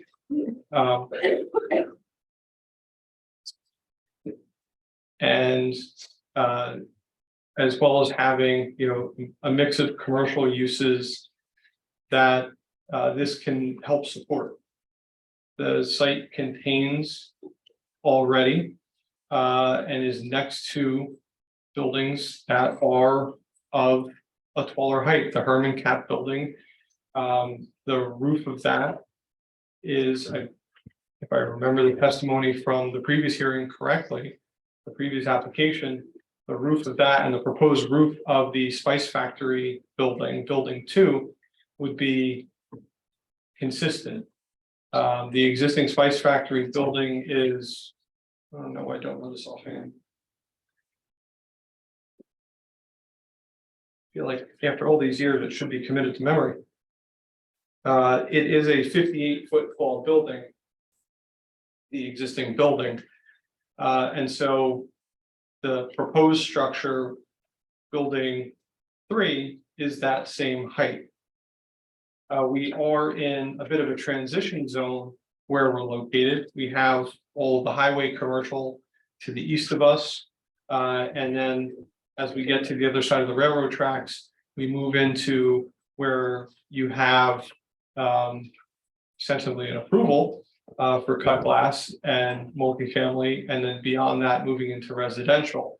So you are in a transition zone from that highway commercial going through into the single family portion of the borough. We are an oversized lot, 2.8 times the minimum lot size. And I think ultimately we're providing for an adaptive reuse of the existing Spice Factory building. The testimony that couldn't be provided for you this evening because this owner did not own this prior to these approvals and has had every intention of effectuating these approvals. The testimony we had gone through last time was in issues in renting out and having the Spice Factory building as it was be successful.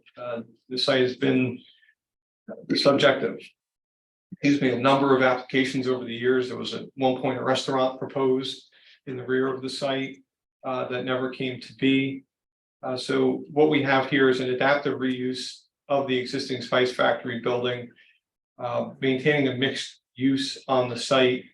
And again, I think just adding to the value of the area. I believe this project advances a number of purposes of zoning, specifically purpose E, to promote the establishment of appropriate population densities and concentrations that will contribute to the well-being of persons, neighborhoods, communities. This is in keeping with the master plan goal to allow for residential that provides the people to drive growth in the area. And purpose I, to promote a desirable visual environment. As we've talked about, the architectural plans, the pocket park at the front of the site, all of the elements that we've added into the plans, pull cues from the existing Spice Factory building, and provide an overall visual improvement, in my opinion, to the site. Sorry, my turn's called.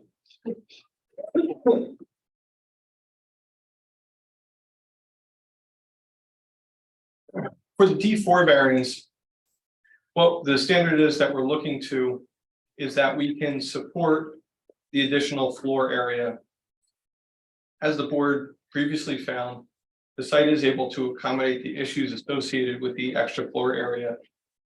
The current proposal is a decrease from the prior approval and below that to the adjacent CAT building.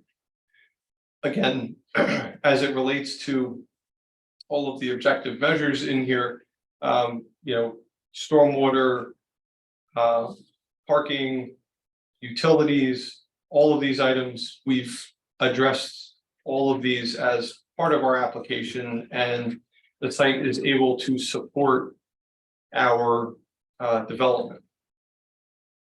To the C variances, again, they are in some ways subsumed by the Ds. The two easy ones, if you will, are the existing non-conforming conditions on building 2. It's a clear hardship. The building's there. Can't move the building. Can't move the lot line. And so, as was previously granted, we seek that relief. For the parking, we went through quite a bit of testimony last time, and I don't want to go back through my entire page of notes on the parking, but I do want to summarize for the board what I think is important. We have an ordinance standard that is based on the RSIS standard. We are not meeting that, and we understand that.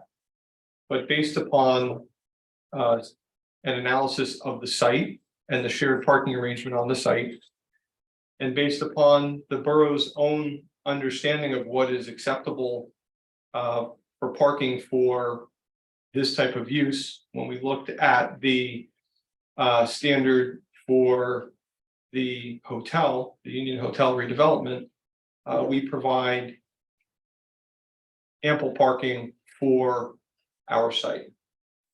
I went a little bit further based on the questions that we had, and looking towards a study that was prepared by or issued by the Blaustein School at Rutgers, titled "Who Lives in New Jersey Housing," which was from November 2018. They went through and updated basically expected populations of different housing types. And so looking at rental apartments where there's more than 50 units in your development, looking at people that would be in driving age, so greater than 18 years in age, for our development, that's 176 people total. That would be of driving age, where we have 206 parking stalls. And again, that's without the understanding that not everybody is going to ultimately have a car. But there would be an expectation that there would be 176 people that would be of driving age. I would expect every unit somebody would have a car, but not necessarily if there's 2 people in a unit that there would be 2 cars, which I think is in line with the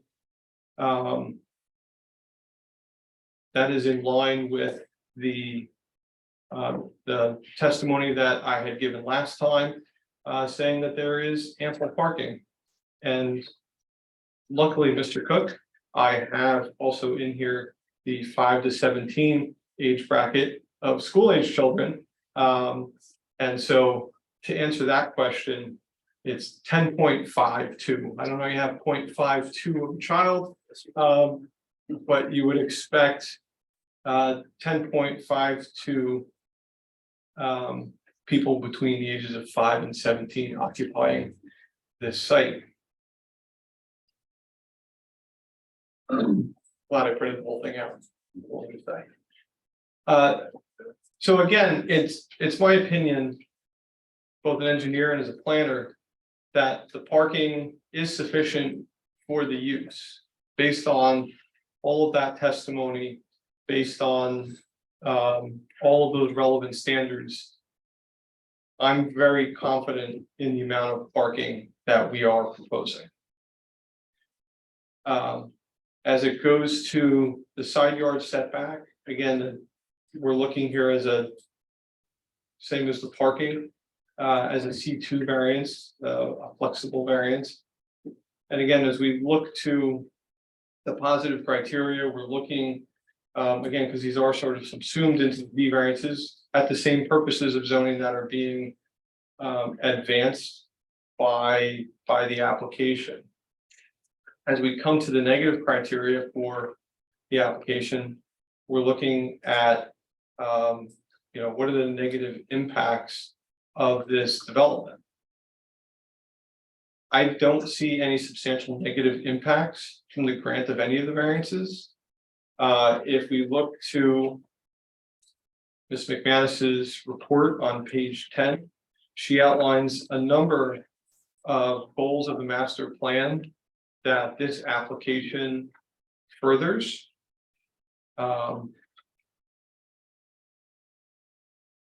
Including encouraging community and economic development within the borough, integrating residential and commercial segments of the borough to benefit the entire community, to strengthen and enhance the commercial sector of the borough with an emphasis on attracting especially retail and restaurants, and encouraging the redevelopment of underutilized properties, which this is. There's also a number of elements from the sustainability element, which are highlighted that this application also furthers. The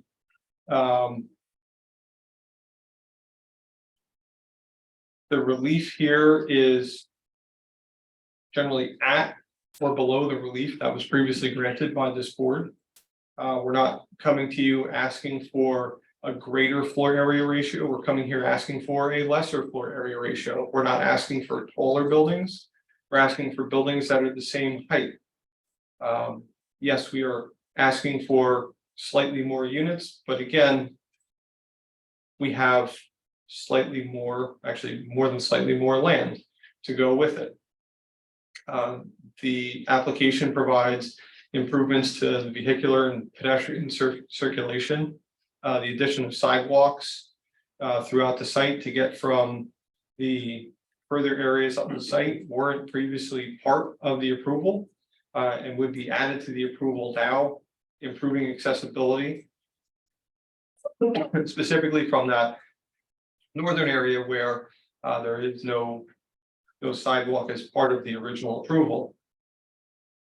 Also, we included those improvements along Broad Street to help set a better street edge. And so overall, I think on balance that, again, there is no negative impact and that we can say that the positives of this application outweigh those negatives. I'm not George Diltz, so I can't come up and give his closing speech that he gave at the last time. But I think this is a site that is underutilized. It is a site that has a lot of opportunity. And I think this applicant firstly, and this application are serious, which is nice for a change in the borough. And I think it adds to the overall viability of the community by providing residents to service all of the businesses in the area. We are still walkable up to Main Street and to everything that's going on there. So again, on the whole, I think, the additional 13 units that we're seeking and the changes to the application as part of it, I see as a more than good trade-off for all the benefits that come with it. For the use variance relief, we have to show both the positive criteria, the negative criteria, and the property is particularly suited for this type of use. right? Yes, And the goals of the master plan that were identified in Ruth McManus's report are actually supported by this application, correct? correct. And that includes both the 2011 sustainability element and the 2022 master plan. That elements that she referred to in the land use policy. Yes, correct? that's correct. Part of those, though, is why this board originally approved this type of mixed commercial and residential use in the past, correct? Yes, The only thing that we're doing here is actually adding 13 units and incorporating the lot 4 to make this project better. yes. And it makes it better how? Well, again, it's an improvement of the circulation through the site. Pedestrian, vehicular, you're providing better units that are larger and more attractive to rent for people in the community. And on that will make this project actually successful, correct?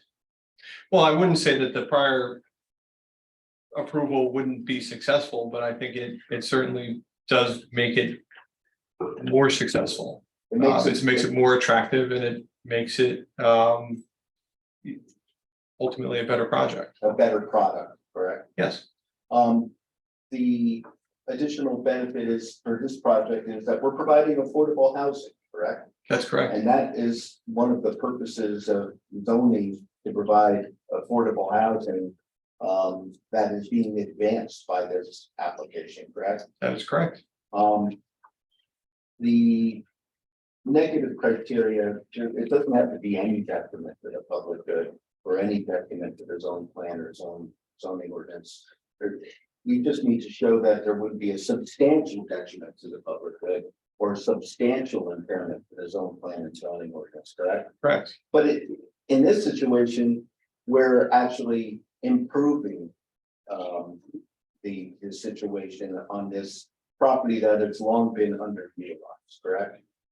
Yes, and again, I think, because we are advancing quite a number of the purposes of the master plan, I think we're not at odds with it or even neutral to it. I think we're clearly supporting quite a number of those elements. And one of those elements is encouraging sustainability practices for the use of green building techniques. We're doing that too, correct? Correct. Yes, we heard the architect go through all the elements that he is including in the building. So overall, is this proposal that we're giving to the board an improvement upon what they had previously approved? That's my opinion, yes. I have, thanks. Okay, so questions from our board's professionals on the planning testimony. Start with Jane. No questions. Bob, None at this time. Brad, please. I'm sorry if I missed it, but I didn't catch the enhanced quality of fruit for the negative criteria. Yeah, if you want to talk about the the fact that the board has to find by an enhanced quality of proof that that slightly more than a preponderance of the evidence. Can you explain that to the board? So I think In other That was a- words, the board has to find by an enhanced quality proof, something with beyond just the tipping of the scales, but that by an enhanced quality proof that the variances can be granted without substantial detriment to public good and will substantially impair the intent and purpose of the zone plan and zoning ordinance. Do you feel that the board for all the reasons that you set forth can make that finding? yes. Anything else? Don't believe so. Karen? Let's go online. Dennis has his hand up. I saw that. I saw he was leaning in. I felt. Yes. Dennis, I have a question. You made a comment that the new building will be less tall than the Nat Senior Residence Building. I'm looking online at that building and it looks like the highest point is 4 stories. What is the height of that building versus the proposed building? The comment was from an elevation standpoint. That building sits a little further, a little higher up on the street. So what I had said was the testimony that had been part of the original approval was that the proposed Spice Factory Building 2 building, that the roof of that would be consistent with the roof of the Herman Cap building. So they'd be from an elevation standpoint, not an overall height standpoint, but an elevation standpoint. That was the comment. Okay, thank you. other folks online with questions for the planning?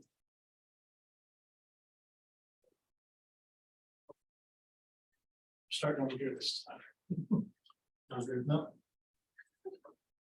Karen had parking questions about other things. Yeah, I think this is the only last time. I was wondering that. No, this is just a shot. Now or forever. Load it up, because he's speaking about the relief. Yes, and I was just trying to write, think which one it would go into, but can we just? Just ask the I don't know question. which one it goes Just into. ask a question, we'll go from there. Right, and forgive me for going back, I appreciate the indulgence of the board, I wanted to go back to probably something we talked about last time, but it was so late when we got to do it, that it popped into my head the next day. I'm particularly interested in the connection of this plot to, oh my gosh. I can't remember this right. Church Street. Church Street. Sorry, to Church Street. We talked about previously, we spoke to the traffic light situation, but I'm looking more at the junction that approaches Church, lower down towards the east side of your property. We didn't really talk about it last time, and I'd like if you could tell me whether you feel that the increased traffic from your project, I know it's slightly increased from previous, but even from the previous submission, would be sufficient. It's not that junction there is not controlled. So you're talking about the current exit from the site onto Church. Onto Church, yeah, and you Okay. have the exit on from the other side, from the other development and the Walgreens and the Right. liquor store. And there's also a central reservation there for them to turn left into both.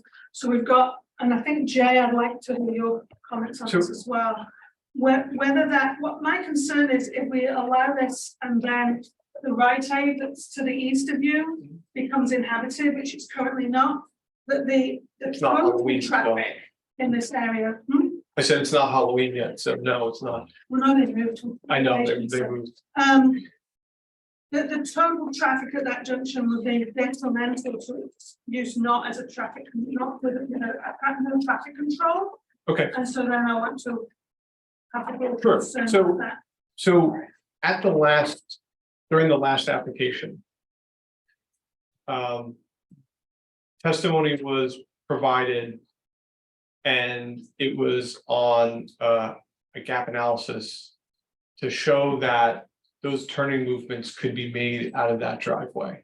Oh, I'm not denying it can be made, yeah. So, well, that there was sufficient gaps Hmm. in time for people to be able to make those movements safely.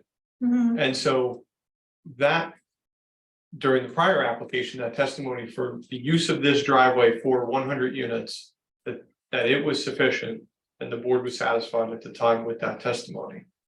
We've added 13 units, but we've also added the exit onto Broad Street.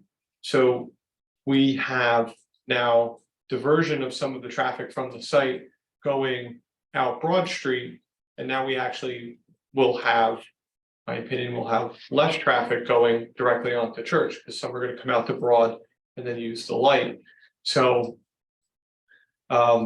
based on the testimony that was provided last time to the board, that there was sufficient gaps for people to be able to exit the site without having, a big queue of people waiting to turn left, the people from the bank can't leave, or, having issues internally from a traffic perspective, which was found to not be the case previously. Now with this increase of 13 units, but also most importantly, the exit onto Broad, my opinion is it actually improves the situation over what was already adequate last time. And we're talking, according to your assessment, using the 10th edition of ITA trip generation manual of 7 additional trips during weekday AM peak hour, correct? Yes, And 9 additional trips during weekday PM peak hour, right, and 9 additional trips during Saturday peak hour, correct? correct. And actually, the Troutman had indicated that there's a more recent edition of that manual, and those numbers are actually higher, and that we're being conservative by using those numbers, correct? Right, in the updated version, those trip generation rates went down.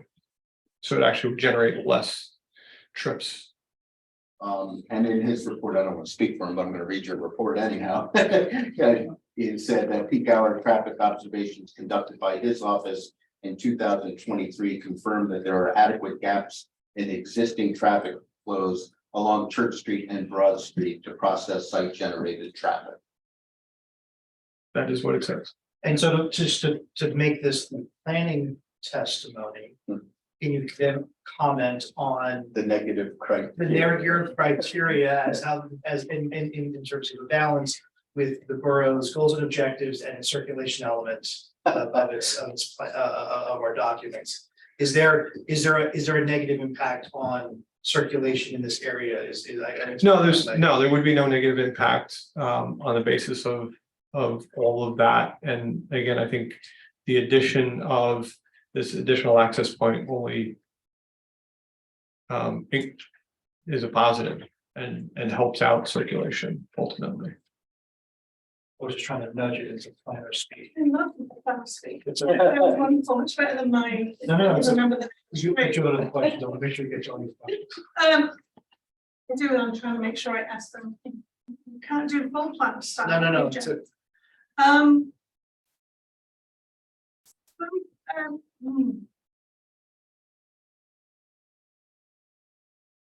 Even with the provision, this plan includes the provision of lot 4, which you said was a benefit.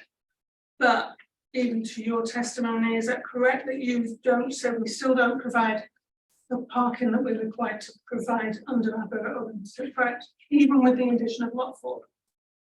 That's correct. So the previous approval given with the parking underneath the building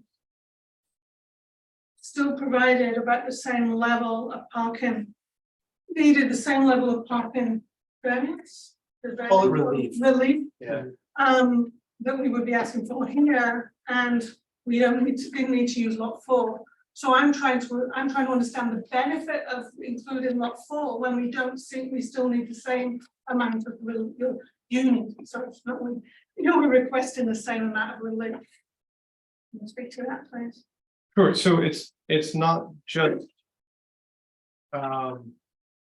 It's not just about the parking, it's the project as a whole. So we've gone through, what the benefits are of eliminating the podium and moving that parking.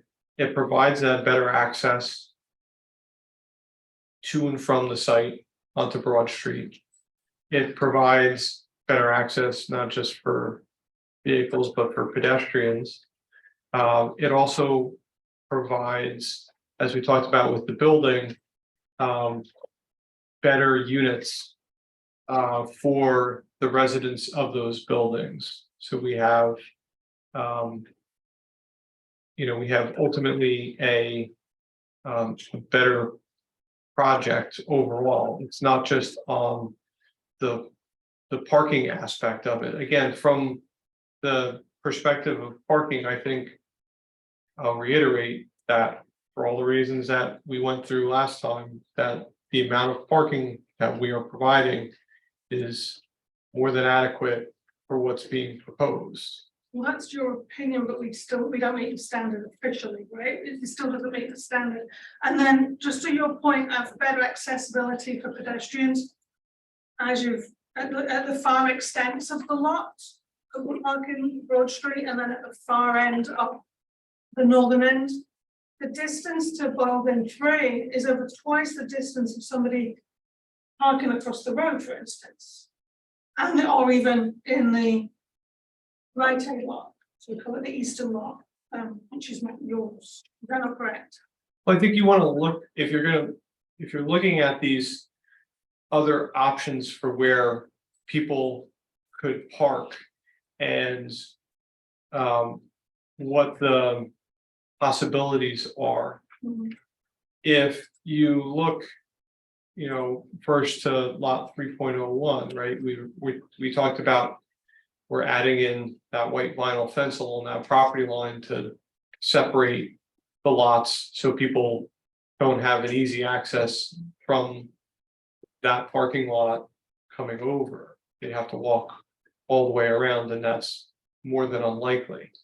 You look to the Herman Cap building, and that parking is not very substantial, and it is as great a distance away as really any of the other parking, and not really an attractive option.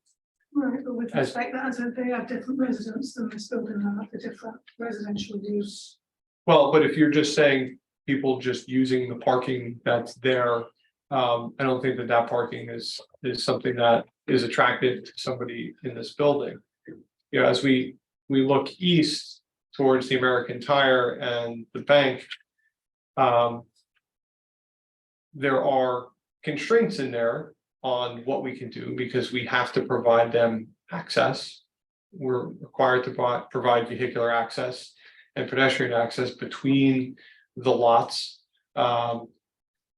Certainly, we couldn't cut that off because that, as I mentioned earlier, is their only exit out of site. So their driveway is an in only, they don't have an out, their only out is through our property. So we can't cut that off. What we have done and will do is everything that we discussed previously of making sure it is clear to every tenant and in the leases that they cannot park on that lot. We made the changes we discussed earlier tonight to remove the sidewalk to make it not desirable to be able to walk between them, but there's in there so that there's not an easy walking path on a sidewalk around the building. I think we already talked about American Tire, and I don't want to get into it because they're not part of our application, but let's just say they use at least all of their parking. And so I wouldn't expect that we would have an issue with somebody being able to use their parking. And as you look across Church Street, certainly that parking may be closer in proximity, but it is again across Church Street. So as it is related to convenience, it certainly is not a more convenient location for somebody to park. You know, if you had the option, you know, from a time perspective, if you're sitting there thinking about where am I going to park, and you're thinking about, you know, you want to park somewhere close because you want to be quicker. You know, that's the ultimate goal, isn't necessarily to be closer, it's to be quicker to the door. And having to play Frogger, getting across Church Street isn't necessarily going to be quicker than, you know, parking on site and using the sidewalks to get yourself through. So I think it's certainly not an attractive option to somebody to cut across mid-block and run across Church Street and the 4 lanes of traffic there to come across, so that they, you know, would park in closer proximity. We don't think the same way, but I hope they don't do that. But thank you for raising the, you said you put the plantings to stop people going down the sidewalks. Maybe this is something that might even just come into my discussion later, but I'd love to hear the board's, other members of the board's opinion. I have safety concerns on that. I understand why you did it, and I appreciate why you did it. But we do have a history, we do have a general history in Flemington when we don't have sidewalks, people walking the street all the time.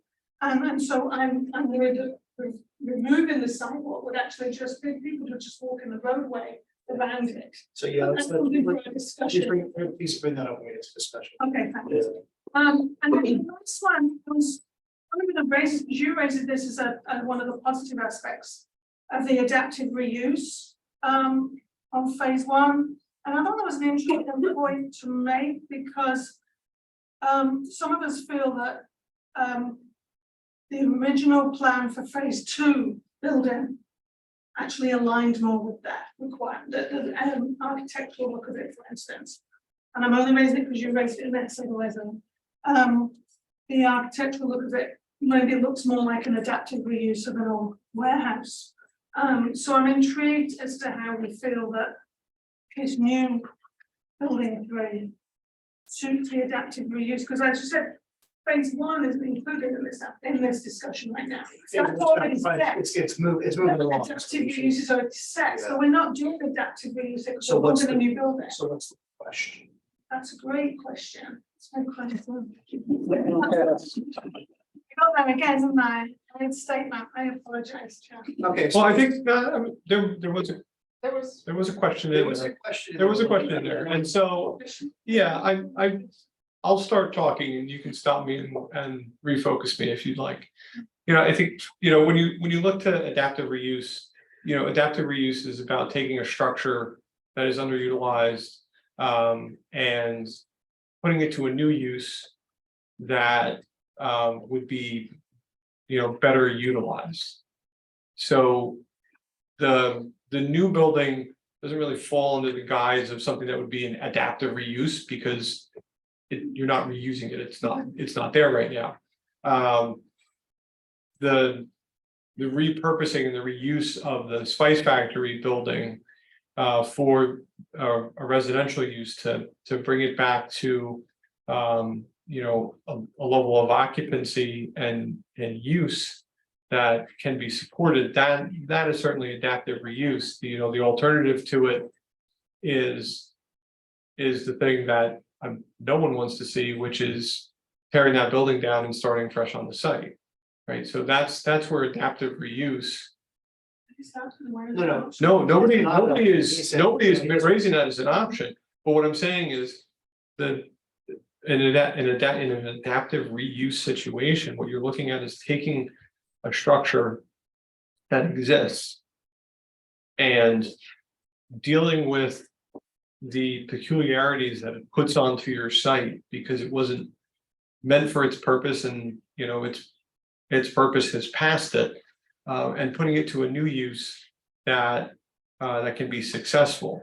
And so that's what's proposed as part of phase 1 for that building. I think your question is more related to the overall architectural aesthetic Yeah. of of the site, which isn't really about adaptive reuse. I think, And it's not a planning question in the same way, so let's try to, okay, So then I'll leave we it. need to go into. let's put it into discussion. Sure. Because I'm gonna keep, you're giving planning testimony, you're dually qualified, but you're not trebly qualified as.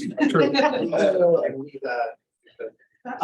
We're past our time for break, but we do have other, I want to find a logical spot to pause. Do you have a lot of questions? I don't have any questions for this. Do you have any questions? Okay, well, I have one, and then we can, well, one's with a follow-up. You mentioned a 2008 Rutgers study. Who are the authors? You come and you reference a study with planning professor. No, I know. You have to cite the author. I have to know. who you're And talking this is why I put the entire picture of the cover about. Yes.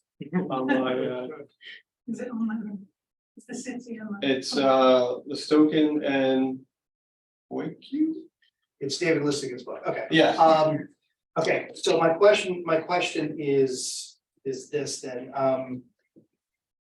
the updated methodology that's in the 2018 Listigan book does update his prior methodology of figuring out not only school-aged children, which is why you use it for fiscal impact analysis, but also this question of parking generation and trip generations and stuff like that.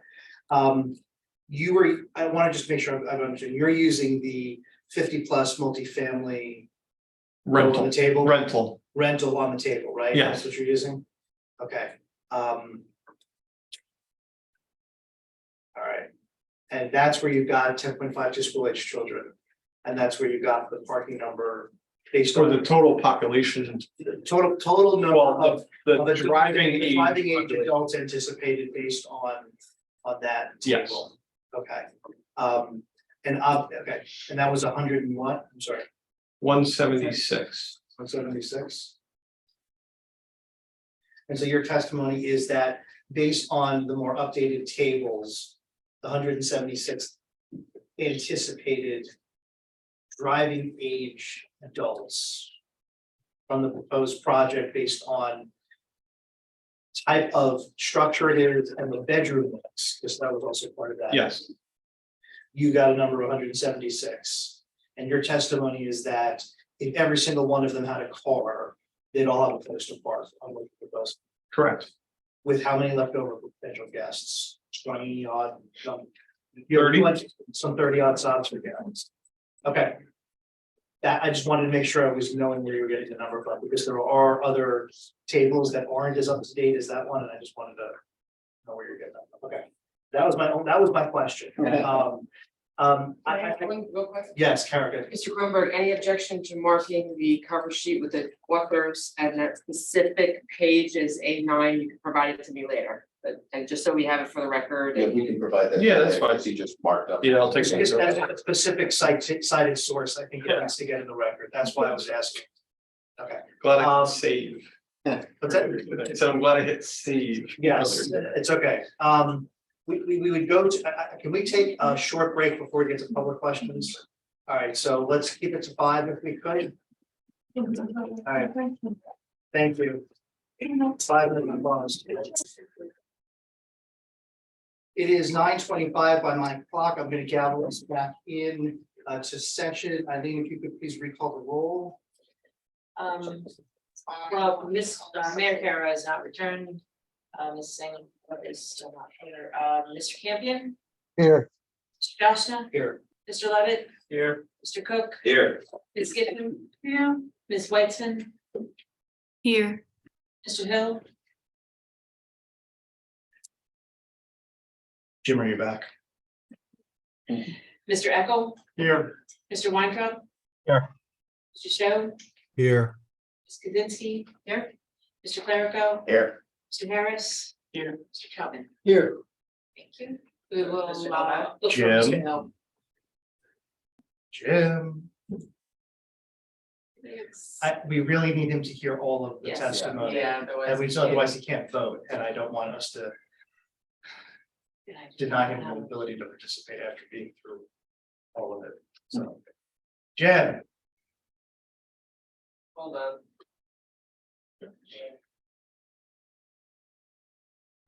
I say 5, we take 7, 8, 9, and we always still have somebody who's. It's like, I didn't say 5, it's 10:15, so there you go. I understand. Okay.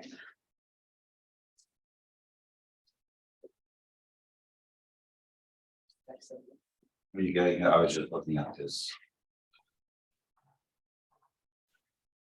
Paging Jim Hill. Hey, Jim Hill with the hearing. Carrie, you did text him. do you I mind did, I to know texted. him? This is all being recorded for posterity.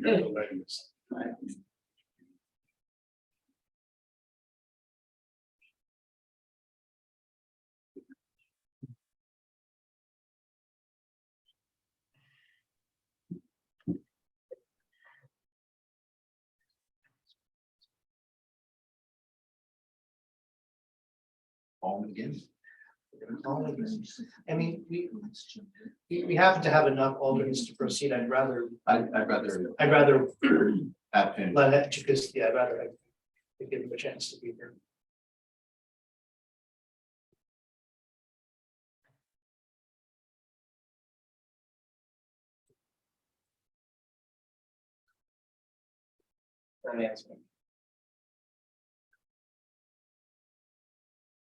You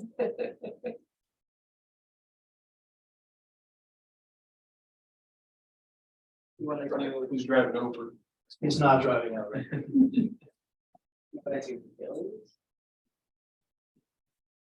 We could do something. We could talk, I mean, are we allowed to put a gap in a public hearing like that? I'm. You can. Is there anybody here that has any objection? No. Yeah. All right. So why don't I make a motion that we amend our agenda to move bills and professional reports, if any, to the next items in the middle of this public hearing. Does that need a vote or is that just permission of the chair? Do a vote just to make sure, since we've never done this. Okay, so Motion. there's a motion to suspend the public hearing temporarily until Mr. Hill gets back and to move items 9 and 10 on the agenda to be considered now. He's back. He's back. Jim, are you back? Of course. Never mind. Do you rescind your motion? Yes, I rescind my motion. Thank you. All right, Jim is back. Next time. Sorry, Now we dog walk. Next time, fine. We are up to questions of planning testimony from members of the public. I do see that there are attendees on Zoom. If any of them wish to ask a question, please click on raise hand.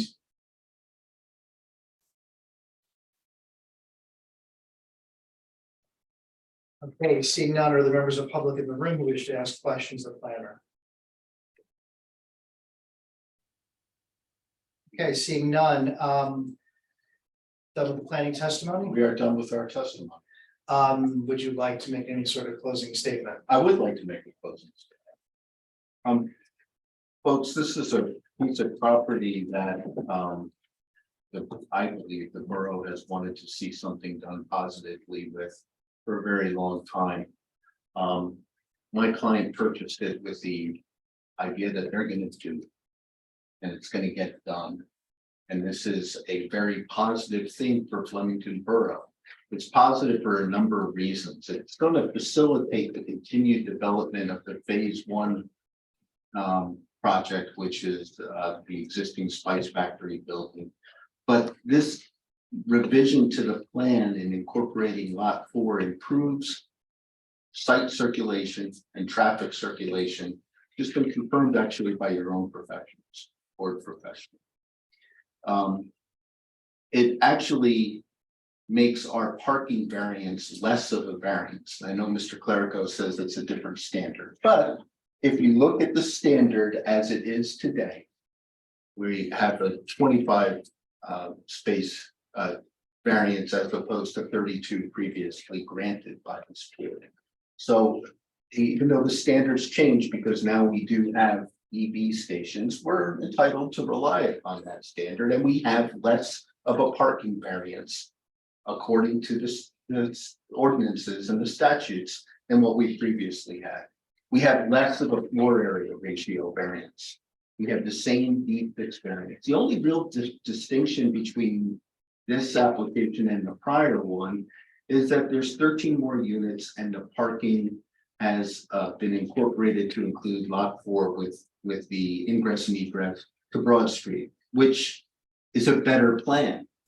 We also have improvements for the public and including our neighbor by having, instead of the wood fence that was there and parts of it that were noted by the board planner to be in need of repair, we're not just extending that, we're putting a new white vinyl fence along the property line.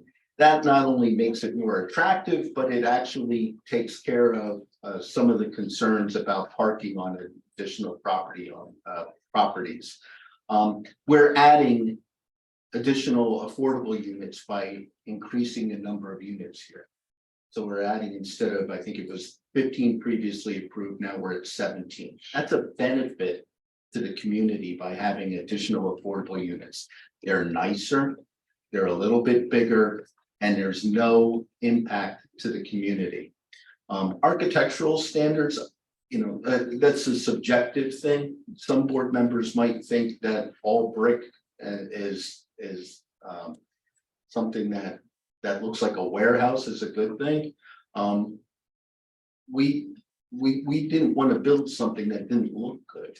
And so this is something that my client, in terms of their architectural standards and their architectural needs, thinks is an attractive thing to the community. And our experts have testified that this is an attractive project, that it actually is a good transition between the Spice Factory building and the age restricted housing that was already approved, that this is kind of like flows right into those two different uses. For all of those reasons, and the fact that we think this is a better plan and it's going to get built, it's currently being built now, we would ask for the relief. And I'm not going to reiterate all the testimony that and go over each and every variance that Mr. Nusser provided, but this is a good thing for the community. We ask that you approve our variances.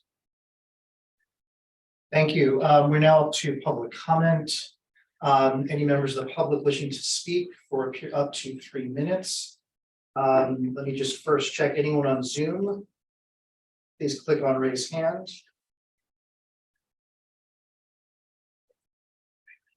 Okay, seeing none, anybody in the room want to speak? We pass Mr. Stewart the microphone, please.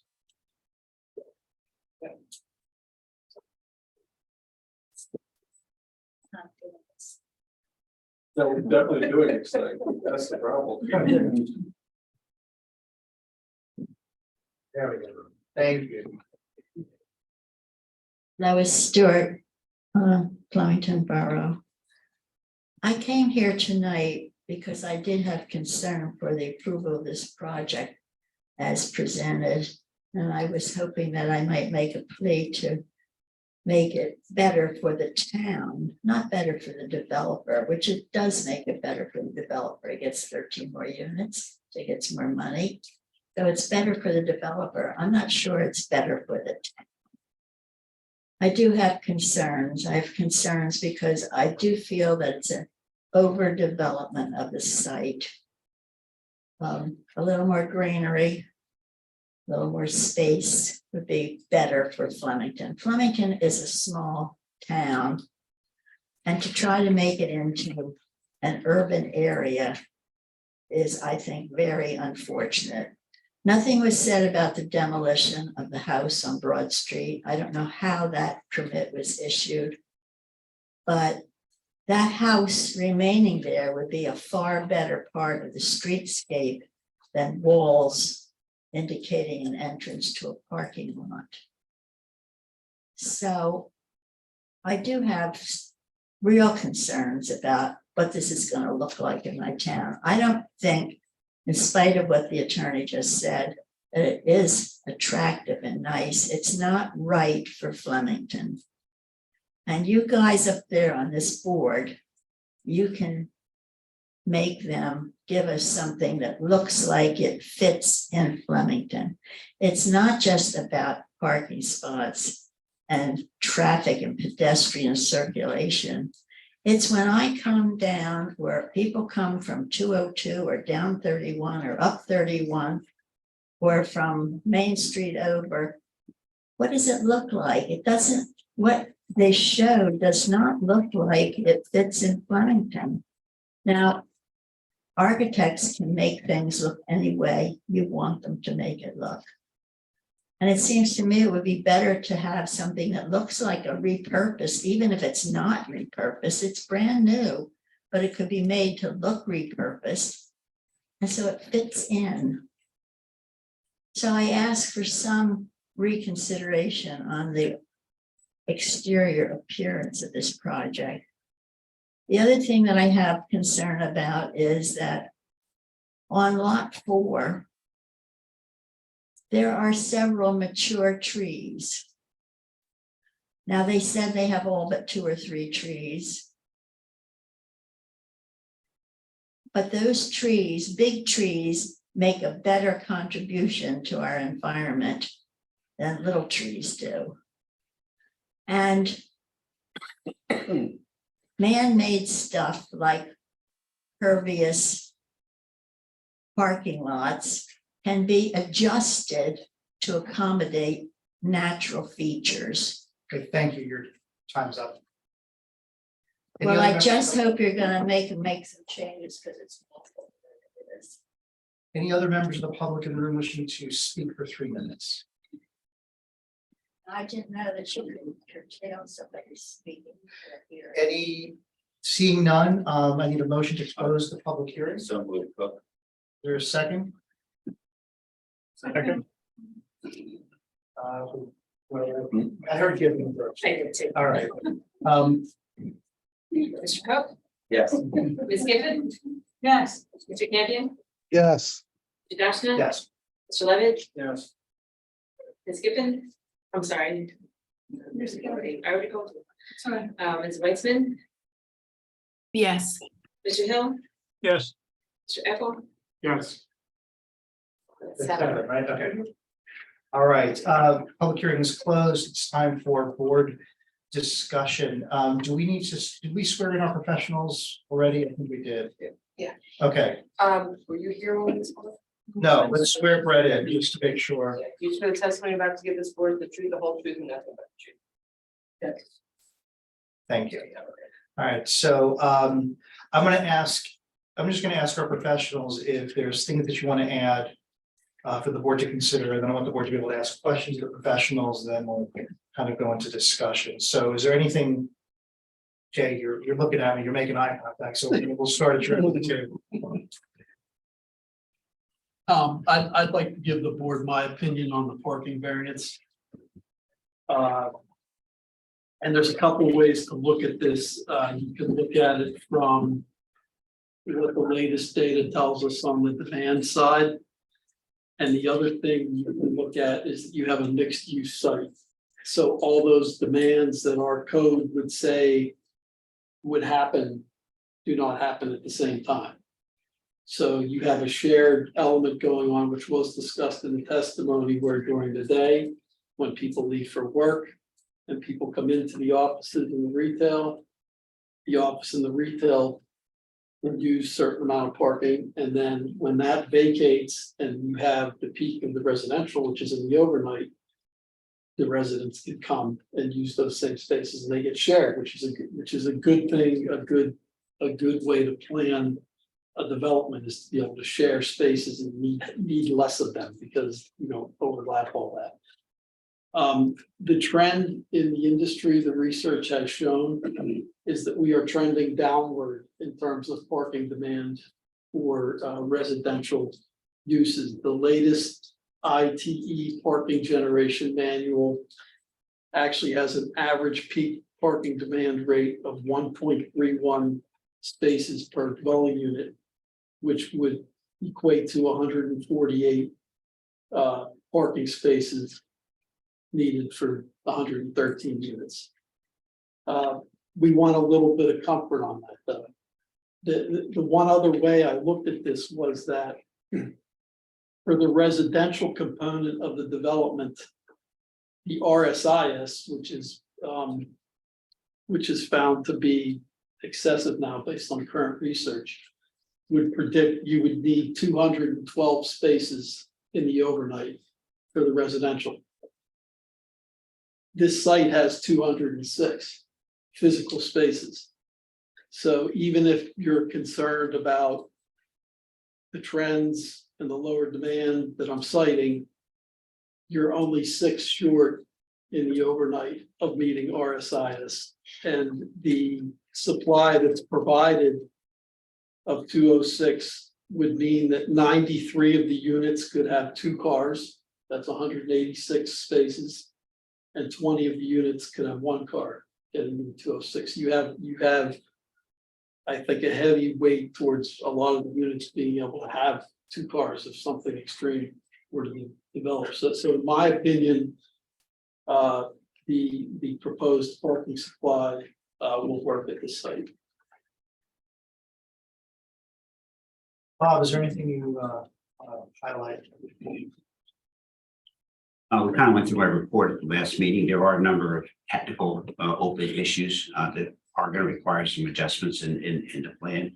The one element one suggestion I made that the applicant didn't follow was the sidewalk on extending up to the northern parking lot. I was suggesting to go on the easterly side, only because that would be the path of least resistance. I honestly don't think people are going to use the sidewalk on the northerly side. You're basically walking away from the building to get to a sidewalk, or to walk around and walk back to a building. I haven't heard a reason why that couldn't be accommodated. And the issue of then getting the sidewalk to the building would require a little bit of adjustment in the driveway, but that goes kind of to the layout issue. I really don't have any comments on the use or the density or whatever. I think you've heard that testimony. I think that's obviously a part of this. You gotta really deliberate that first. But as far as it goes back to the site, we have updated sketches of how things could change. We don't have any details. There was some additional soil logs done. We didn't really talk about them at the last meeting, but the way I read those soil logs, it's going to require some modification in the design of their subsurface stormwater system. It's doable, but the plan that's on for you wouldn't be consistent with that. And the underlying element to the whole stormwater system, which kind of goes back to what Mr. Nusser said about the impervious coverage issue, is that it requires a reclassification of the soil on site through the soil conservation district. So that's a hurdle the applicant has to get over in order to accept the system as designed. And if they don't get over that hurdle, then we have a stormwater system that's not compliant, which then goes back to the and again, we can't grant waivers from the stormwater regulation. So Mr. Nusser is correct in that the impervious coverage issue, our ordinance talks about a reduction of 20%. In reality, that can't be implemented because it would require a waiver of the stormwater, which we can't grant.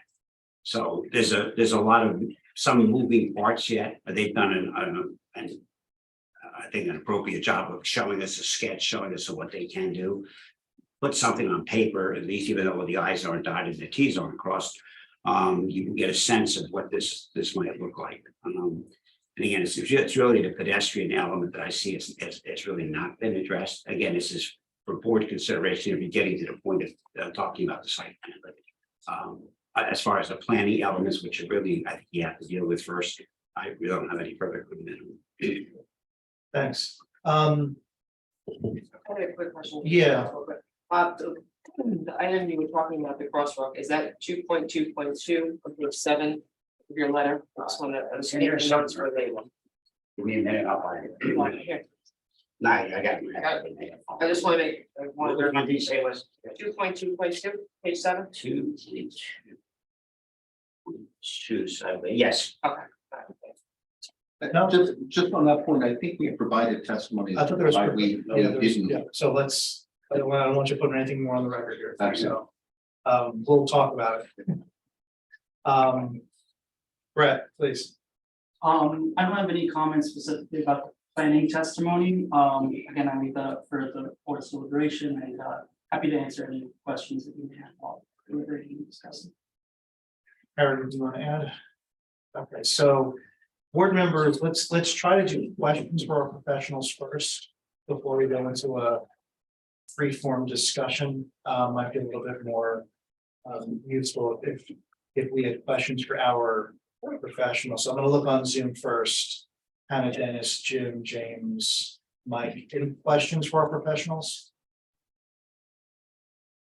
Yeah, Dennis, go ahead. Hi, Jay, just a question. You know, the entrance off of 31 that goes behind American Car and Tire. If I lived on Broad Street, I would go through that and come out on Broad Street. It will eliminate 2 lights. Is there any concern with more traffic going through there as a through street? That was brought up at the last hearing, and I thought it was a valid point. When it was brought up, I looked into it, and the plan does have 1 speed hump and 1 speed table along that run, and Mr. Clerico and I also had looked at it tonight and may be suggesting 1 more speed hump at the property line with American Tire. There looks like a spot where a speed hump could go. If the applicant willing to do that, that would be another traffic calming measure to make that not so attractive. Thank you. You're welcome. We'd be willing to do that. Anyone else on Zoom with questions for our professionals? Jim, go ahead. In listening to Bob, especially about the stormwater management and so on, that doesn't appear to be approvable at tonight's level. It's going to require some, sounds like some fairly significant adjustments to. Am I right on that, Bob? Well, the applicant's gonna have to come up with I'm not sure it's necessarily significant, but like I said, there are a lot of undotted i's and uncrossed t's. My report had a lot of detail in it, relating to calculations and whatnot. I would tend to think that they're all addressable. But some of it's gonna require some modifications to the design. Again, I'm not gonna speak for the board, but normally in an application like this, you deal with the variance aspects first. Because without that, you don't have a site plan. Right. Yeah, But- totally understood. Yes, but just to follow up on Jim's question, like obviously, any all outside agency approval is a standard condition that we put on, and it's gonna have to go through soils. And so it sounds like, I'm just make sure, Bob, I understand this correctly.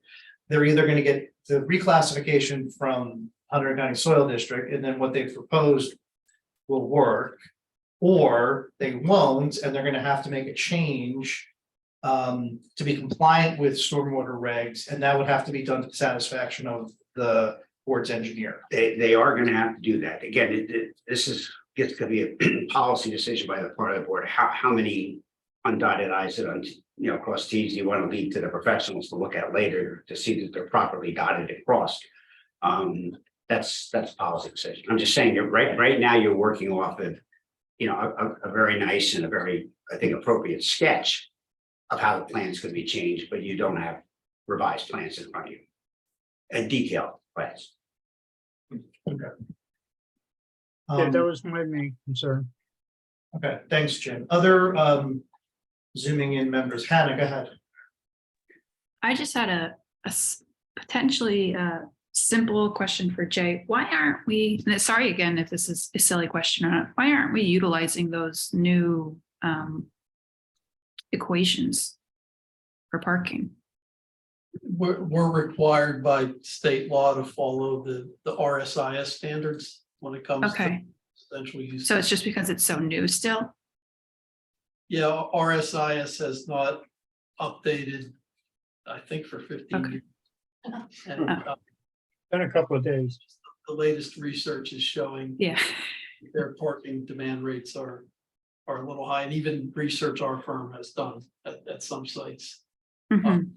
is more consistent with what the IT research showed. The other thing was that the IT trip generation, latest research also shows the trips are going down for these type of developments, which is Right. an indirect way of saying maybe there's not as many vehicles on these sites. Mhm. Okay, thank you. Yeah, that was my simple question. Thanks, Hannah. That's a good question. Any other remote folks with questions? Okay, we'll go down here. Questions for our professionals? Answer, okay. Karen, you have a few, I think. I do, and Hannah, thank you. Model man is coming off of something you just raised. And Jay, so it's to you again. The research, the new research that we cited that was added into the record versus the RSI. Does the new research that reduces the potential cars on site, is that fair to say? Is that done in areas where the multi-use rental units are in areas that has good public transport access? Because we don't have any. Correct, and the research I'm citing is for the cases where there is no nearby transit, they do break it out. They Okay, have different rates, so if you're within half mile of a train station, there are more discounts actually on top of. so do we need to get him to confirm that he used, because you've gotten to confirm a specific table, can we confirm? All right, so I'm gonna say that the listing in the report from 18 in their summary table was looking at state of New Jersey. I mean, if somebody else could look at that up, I'm not qualified to speak as an expert at the moment, so I'm gonna look at our experts. Well, he is going to provide, based upon the agreement as exhibit A9, the information that was outlined in that study with regard to 50+ multifamily rentals. If there's any other specific portion that would apply to this application, we have to provide that as well, but that's what the testimony is coming to about it. So if that's what he's indicating it was based on, and that's what he will provide as a copy of that exhibit. Right, and I think Jay, you said that this table used was probably assuming there was none, and then you can get really extra relief if there is public transport. Well, That's kind of what we're looking at. I want to distinguish, the reference and testimony was a planning document that I am not relying on. Sorry, I know. So it supports, I think, the premise that's being discussed, but I don't rely on that document at all. I rely on a transportation source, and in that source, they do break out near transit or not. And I cited for the board the one that's not near transit, because we wish Flemington had a train, but it's different. So Gotta go somewhere. so that Jay is providing his expert opinion using a different source than what was provided in testimony by the applicant. Is that correct? And what you're providing, Jay, is looking at you're looking at data for communities similar to Flemington without access to transit. Correct. And Jay, the information that you provided supports the testimony given by the applicant's planner and the conclusions they made with regards to sufficiency of parking. Yes. There we go. Thank you. That's that. We needed that needle to borrow. We need to have it all tied up. No, this is why we're asking this. All right, so now I'm going to come back to my Church Street question, Jay, right? So on that, my question to you is that you mentioned that your study of the gap analysis was done in 2023. Forgive me, I don't have your reference right in front of me. Can you remind me what time of day was that study done? And was it done on multiple days? Every time I come into Flemington for a hearing, I take a look at Church and Broad during what I'll call the weekday afternoon commuter hour, just to see if the gaps are consistent with what their original traffic study said, which is now several years old.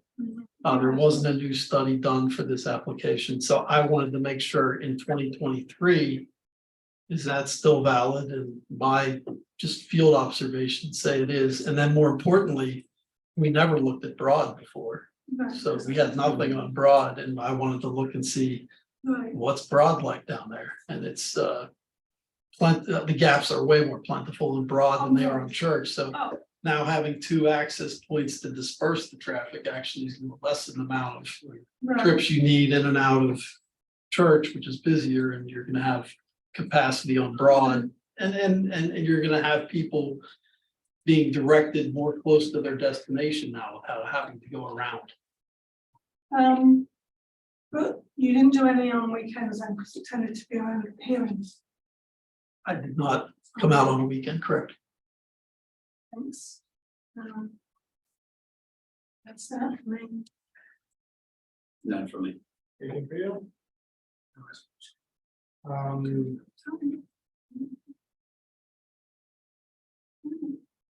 I don't have any other questions. Okay, so, so for us to have board discussion, we should have a motion in front of us, right? In a second. A motion in a second. So, Kara, could you, You want to hear anything from me? what's that? You want to hear anything? I don't think we need, I don't think we can hear anything. We're not reopening the public hearing. Okay. For. It'll be by the book here, so, Kara, if you could go through, I'm gonna look for someone to make a motion, So for the following. would you like me to reiterate the relief that was testified to, or just the potential conditions that? So I they would are, do all of it. let's do all of it, because they're seeking preliminary and final site plan with variances, waivers, and some conditions, so maybe you can go through. So I would say it's for amended preliminary and final site plan approval for phase one with regard to building two, it's like that air handling rooftop issue. Preliminary and final site plan approval for phase two, and that relates to the parking and the new design for building three. The D variance approval, and the D variance approval is the D1 for the use and the addition of the 13 additional units. A D. Six and a We four. got a 4 and a 6 in there. We got a 4 for the. They are. Yeah. Yep, and a 6 for the height. And then we have variances or pre-existing non-conforming conditions with regard to front yard setback, side yard setback. We also need the story variant, well, story is also pre-existing, but that's ongoing and continued. We do not need the impervious coverage ratio variance any longer. We do need a variance for parking, 231 is required, 206 is proposed. We need waivers from the ordinance section 1632.A6C with regard to landscaping buffers for parking area. Same 1632A6B2 with regard to trees within the parking areas. Total of 66 trees are provided, where 69 is required, so that's pretty short. 1633 C1B and C. This is with regard to the maximum illumination permitted at the boundary lines. 1633.B, which is with regard to downward focused lighting. The applicant seeking to continue the use of the existing historic style lighting fixtures. And 1634D with regard to the sidewalks. And I think that's all the relief that I have. We no longer need it for the fence. And I think that covers all that. The conditions that I have will be kind of all over the place, but I think this covers everything. I have maintained removal of the debris. That was an issue prior to the application, and the applicant indicated they would continue that throughout construction. Fence we no longer need because we have this in exhibit, but one of the conditions would be that the applicant is bound by the testimony and all the new exhibits provided in connection with this application and the hearing tonight. All affordable housing requirements of the state and the borough, as outlined in PB2, will be complied with. Any potential, I have this as a question mark, any potential future access to lot 3.01 will remain despite acquisition of lot 4. I had a condition with regard to the basin wall that would be removed as depicted again on A4, as per Bob's recommendation. That we already said. Any prior conditions of the prior resolutions will be continued and incorporated into this approval, except as otherwise amended. The applicant will provide for commercial, for signage with regard to the commercial spaces and residential signage with regard to the shared parking as shown on the plans. There will be language included in the leases that advise tenants where they can specifically park. Cross-access easements, cross-access easements with regard to vehicles, across the, joining lot lines. All ADA compliance, applicant will ensure that all ADA compliance, all requirements with regard to access and parking spaces are ADA compliant. All lighting fixtures will match, lantern style fixtures to continue. The applicant will comply with all comments of the letters of the board professionals, except as otherwise outlined and amended on exhibit A7. With the exceptions that I had so far would be, with the exception of item 1.57E of Mr. Clerico's letter of March 24th. This is with regard to the reclassification of the stormwater management provisions in connection with the Hunter County's Soil Conservation District. They also had the sidewalk issue.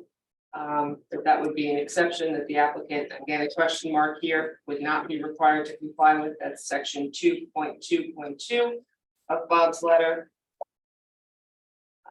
Two other conditions that Bob did outline in his letter was the applicant must provide a recorded copy of the deed for lot 4, confirming ownership is transferred to the applicant.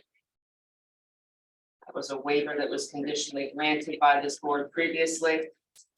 I had a note here that that 5 additional EV spaces must be provided. I believe testimony was provided that all required EV spaces would be provided in connection with development as required by state regulation. We'll incorporate that as well. To Lois's point and the agreement of the applicant will amend the plans to reflect that the sidewalk and the entrance on Broad Street to mirror the properties to the south, specifically the Herman Cap property.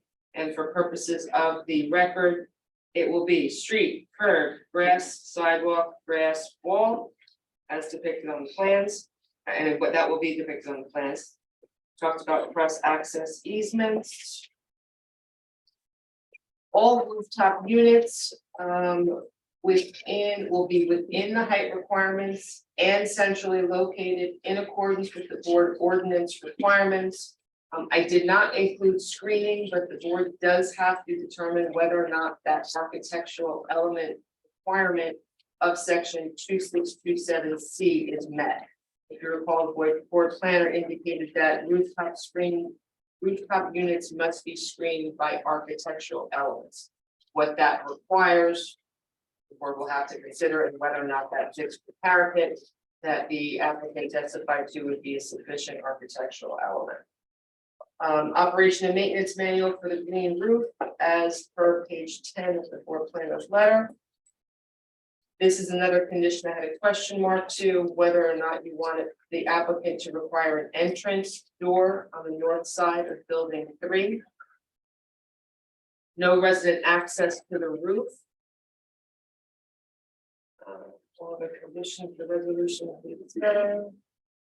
I had a note here, the pocket park will be constructed in what phase? That was a condition I noted in the prior resolution. I just want to know if that is going to continue. And what phase that would be constructed in phase 2. I'm seeing, so pocket park will be constructed in phase 2. And then the last condition I had, an additional speed bump at the property line with, it was American Tire? Yes. Any design modifications to the stormwater management systems can be approved by the board engineer, provided that the parking, the building layout, and variances that may be approved by this board are not affected. The intent of that is essentially to say, it's up to you to work out the details, but if any other portion of what you're approving tonight is amended in any way, it has to come back to the board. And in the same vein, the applicant indicated that all COA units shall be the same size as the proposed units for which they're referring to. That may require some internal shuffling of square footages.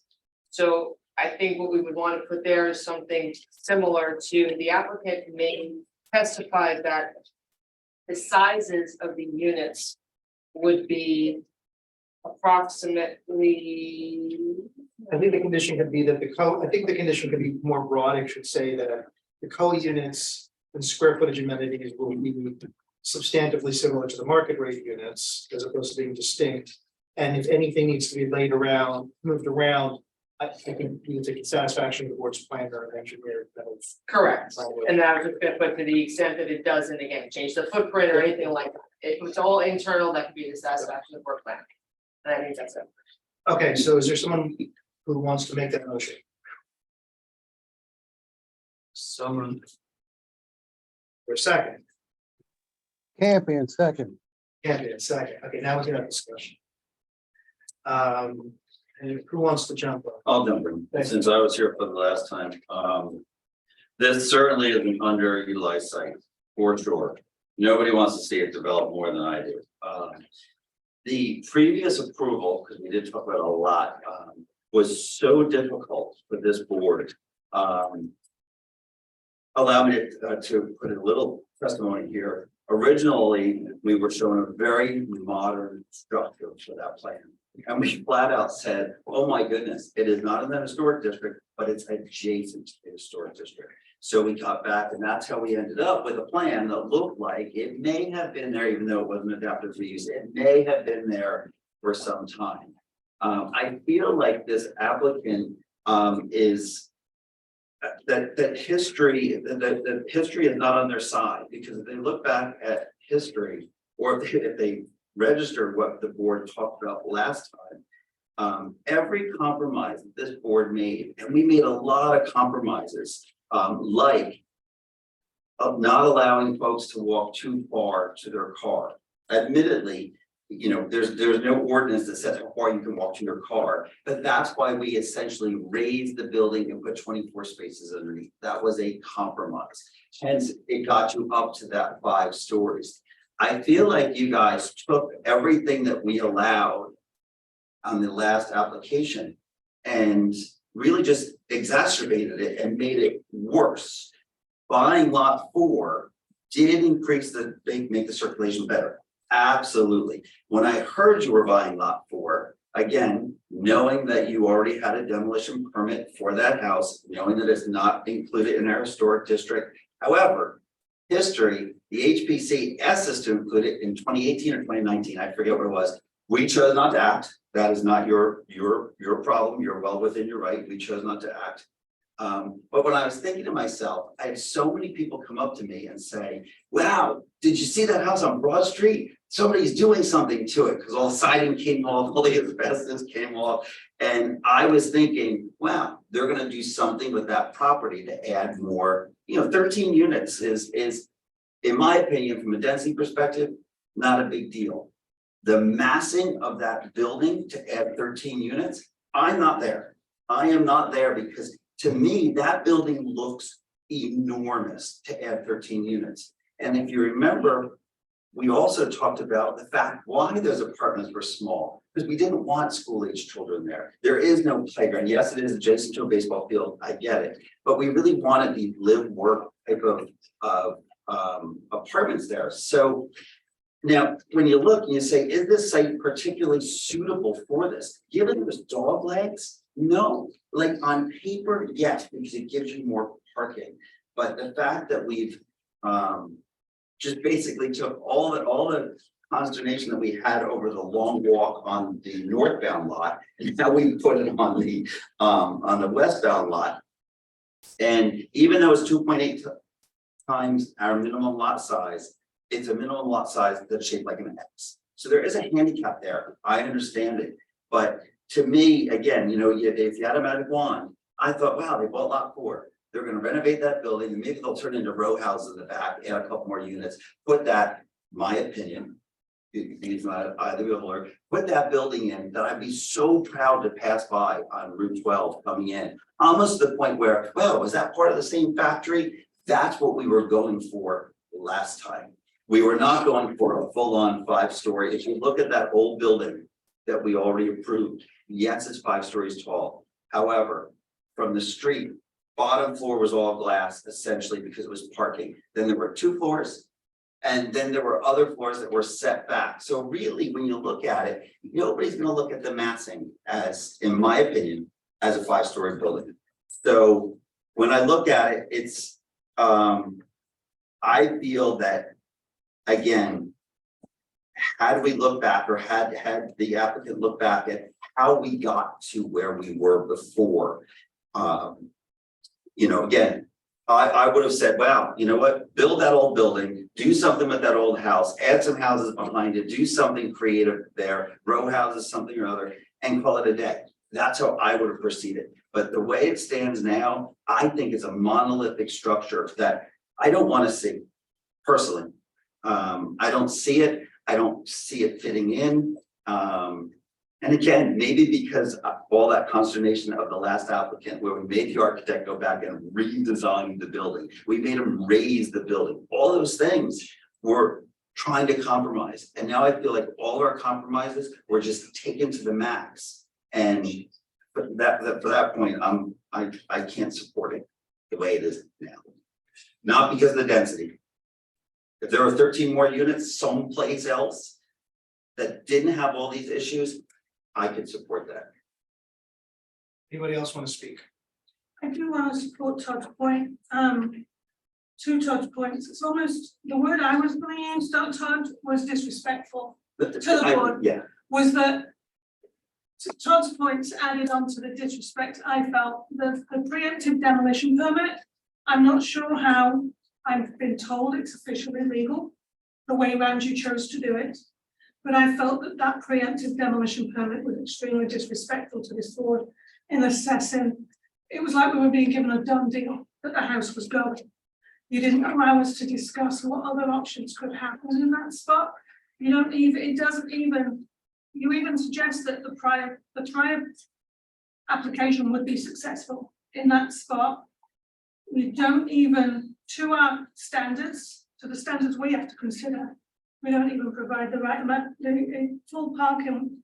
With demolishing that house, I believe testimony was given on about, we'd lose 14 spots if we didn't demolish the house. It would have been respectful to consider that over the period that's happened and to think about what might have. You could leave that and lose 14 spots and still be deficient as you are, especially when we've been now giving testimony with the new charts that can be considered, that we can think about, that we don't, we even less likely need them. I feel like you've the letter at the beginning forcing non-consideration of the historic district, to Todd's point. That it's true, it's not currently on the historic district, but it should have been. And I believe that the applicant must have known that from various discussions that they must have had. We're being asked to take consideration of the previous approval, that this one is substantially improved from it. But to Todd's points and other points I've made through the process, I don't believe it here. You have made it substantially improved from the previous project. You may have made it substantially better for you, the developer, but for the town and for the things we've got to consider. We want people to develop in this town, and we want what we want is appropriate. And we have to consider the needs of the resident as well as you, the developer. And that will be in my thought process when I'm listening to the other board members and their comments. And I'd love to hear their comments too. Anybody else want to speak? Well, then I'm going to jump in. Oh, Dennis, please, Dennis, go. Sorry, I thought you were asking in the room. One, I'd just like to say I am disappointed that they couldn't preserve the house on Broad Street. It is historic, even though it wasn't on the historic map. And just being able to subdivide it or preserve it would have been nice. The other thing is, I find the proposed building is really not attractive at all. I think the Spice Factory with the awnings looks attractive, and the previous building that was approved is much more attractive. And to Todd's point, it doesn't look like it's 5 stories, whereas the new building just looks like a modern, very tall building. And I still compare it to the CAP building, where it has a lot of character. It's not all brick, but that building has so much character with the roof lines versus a boxy building. So that's my input. Thanks, Dennis. I'm gonna go around the horn, to make sure everyone gets a chance to speak. Jim Hill, do you want to say anything? I wasn't involved in any of the first approvals on this, but I've very closely listened to people that had worried on the first approval. And I'm drifting along with the fact that I am bothered somewhat by the massiveness of the proposed structure and the apparent inability to maybe make some changes that would make it fit in a little bit better with the other parts of the lot. I guess I'm in the past, I'm not used to having so many conditions outstanding, such as things on stormwater that, because they weren't part of the variance application, makes it difficult to think positively about it. Hannah, do you have anything you want to add? Not necessarily, because, I think it's been pretty much touched upon all of my thoughts by Todd, by Karen. Just again, I am a little disappointed in the blatant difference between the previous design and this design. And clearly the amount of work that was put into it, and then it just kind of seemed like it was disregarded in this next one. So, yeah, I agree with that. It's exciting to have something there, something new, but there's no character to it, really. It's not necessarily that it's not necessarily attractive. It just doesn't fit in with what we are here. And may not be necessarily in the historic district, but that's, I don't know. It's relevant, but this is our town, and, it needs to fit in with our town. And I'm not sure if that is really what it is. There needs to be more work to it. And again, that first design that worked. So, and it was approved for a reason. So that's just my 2 cents. Mike Campion, did you want to say anything? Let's vote. Well, I'm going to go around and give everyone a chance to talk first. James, do you want to say anything? I concur with the thoughts of, the other members. Just felt like the original design was in keeping with the Spice Factory, and the new one is really reeks of the high density housing that we see going up outside the borough in Raritan Township, and just is very much lacking, in my opinion. Who else is missing? There's a chance. I think most things have been said already. Okay. Yeah, I don't think they're needed that overseeing. Okay, so I'm going to disagree with everything that was said by all of my colleagues, and I'm sorry. I think you're all wrong. I'm sorry. No, I'm sorry. I think you're all wrong. I think that I wasn't on the board when the last approvals were granted. It was one of the times when I annoyed a mayor and didn't get reappointed. I don't remember which one it was.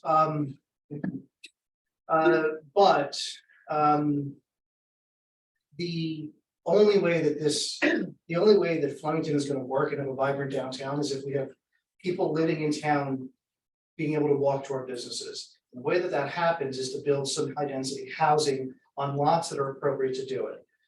And this is a lot where it makes sense to do it. And what they're proposing is consistent with goals and objectives of our master plan. The use is something that's already been granted already. The parking, I think, has been talked about, and I think the parking is fine. I think that the design choices of the applicant's architect actually fits in with other approved multifamily housing in this borough, including Courthouse Square, including Captiva, including the other redevelopment areas, including proposals that we've seen for other sites along Route 12. What is being proposed here actually fits with a highway adjacent use. I know that if this was being proposed for Benell Street, of course, it wouldn't make any sense, but what we're talking about is a garage, a bank, a vacant drugstore, a liquor store, a bank, an Italian restaurant. Those are the adjacent uses to the property here. And so having a high density project in that space is the place in town to put it. You are putting a high density use in on borough roads where that could actually support the density that is being proposed. The fact that they figured out how to solve their traffic problem by acquiring a lot, I think it's a creative solution. The fact that I was never crazy about the parking underneath and these micro units. I think that we need families, we need housing for families, and those micro units was a stupid idea that was never going to get sold. And what we've got here is a mix of 1, 2, and 3 bedroom units to meet the market needs of the singles, couples, and families that we want to be renting in Flemington. We don't have enough housing in Flemington, and the only way we're going to get enough housing in Flemington at an affordable price, I'm not talking about co-units, I'm talking about market rate, affordable price, is through density. And this is a solution to provide density with an appropriate bedroom mix on a site that can handle it, circulation that can handle it. They have met all of our requirements, and the relief that they are seeking here, I do not think is at all excessive to what's there. Clearly, I'm in a minority here, but listening to the members of the board, but I want to put it on the record that I think that what they're asking for here is appropriate for the site. I think what they're proposing here in terms of D1, D4, and D6 meets the burdens of the MLUL in terms of balancing of positive and negative criteria. I think what they're proposing here is a creative solution to do a site circulation, and the other deficiencies, the C variances, I think are fine. And if we're going to build 113 housing units, this is where we want it. And the fact that we may not like the color scheme, or some people may not like the color scheme, I can't get behind that. The fact is that the only reason why the current building 2 Old Spice Factory has awnings that everyone's supposed to be attached to is because we told them to put awnings. It didn't have awnings for a very long time until we decided to put awning on it. So being attached to an old design that had awnings on it is ridiculous. If you want to go back to what it looked like when it was a factory, then it looked like a brick building, and it would be uglier than sin if they were to come in and put in a brick monolith building with no delineation of facade, no delineation of colors or textures or elevations or massing. This is what we asked for the cut glass site. This is on phase 1 and 2. This is what we asked for in other multifamily housing. And, I think that this is, is it perfect? No, but I think that they've met their burden for what they had to prove. And I will be voting to grant the approval of the relief. But Jeff, I agree with you on, like I said, it's not the density. This is the site. This is the site. And I guess for me, it is not an area in need of redevelopment. It was not designed by council like the other places were, like Courthouse Square and Captiva for that matter. So I look at it as the planning board has an give and take. And even as a board of adjustment, where there's less give and take, it's the fact that the suitability of the site can hold density. However, given the handicapped and parking, that's why the weirdness, as you put it, or whatever you said, they're stupid. But that's why we put parking under the building, because we just couldn't see. It'd be the only place in Flemington that you had a 2-minute walk to your car unless you parked 2 blocks away. So it's not density that I'm. That's not true though, because there are plenty of people who live in row home, who live in like upper story buildings, who live on Main Street, who have 2 5-7-minute walks to their apartment. I used to live on the 3rd floor apartment on the corner of Main and Mine, and I couldn't get a permit from Bob Haupt when he was borough clerk, because my address was Main Street and there was no residential. I could, even though my car was on Main Street or whatever, and I had to find a spot and I would walk 5 minutes with groceries and a toddler and a dog and it worked. And people make choices about how far they want to walk, and that is not something that we have jurisdiction over. The time that people have to walk, how far they want to walk. They have a site that functions. They have a site that their, potential tenants are gonna say, yeah, I want to rent here, or I don't want to rent here based on, the parking situation. And I firmly believe that those extreme parking spots at the north end by the ball fields, and even the ones that are closer to Broad, are probably gonna be likely, if at all, used on a regular basis because of what's gonna happen, and people are gonna park close enough to the building, and we don't have jurisdiction to talk about how far someone wants to walk. We've had plenty of applications on Main Street where we've talked about shared parking, we've talked about on-site parking, we've talked about street parking nearby. There's been dozens of applications where throughout the town, the expectation is that people are gonna do a 5-minute walk to get to their building.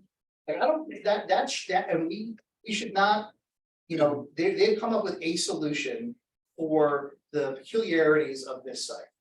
And again, I agree, we need more people in town, absolutely. This site is suited for density, however, I'm not willing to give up design, adjacencies, the way the site looks together. Had we had an application where it was, here's the existing, this is what you approved before, guys. Now we want to add 13 units, so we're gonna make it 35 feet longer or 40 feet longer. It would have been a different conversation. I feel like this is literally, I couldn't even think of where this came from. It is like a box out of someplace else, and I'm not willing, as much as I want density, as much as I want more people in town, I'm not willing to give up. I'm not willing to give up on saying, wow, could we make it better? And this is our only way. I mean, I tried to ask the questions. Could you do step backs? Could you do, the only question I didn't ask was, why didn't you use the last design? Because it was so much better. So that's where I'm at. But they give testimony to this. The last design, it had units that were too small. In order By somebody's opinion. No, if the thing could have been built, it would have been built. Well, we don't know that, we don't know the business of the previous and why they didn't move forward, and at the risk of being ridiculous again, I do think you can create a building that matches the spice factor, and although you cite everything that's around it, that doesn't mean that it has to be made into a cookie cutter development box architecturally. And also, I'm concerned about then you have an encroachment on the district that we let this bit go and we've let that building be demolished. What's next? That we let it creep, we let that creep into the historic nature of our district. I don't agree on that, and I don't agree with the premise that we have to provide it because we want high density. You can have it, that's an opinion within the town. Not everybody agrees that we need as much high density as certain numbers have been given to us. And we already, as you mentioned, have already approved multiple projects in this town that cover a vast number of units. So I don't see why we can't restrict this one by 13. Those 13 are not going to make the difference between Flemington surviving and not. And the money that will come from those 13 units, in my opinion. That's your opinion, that's my opinion, right?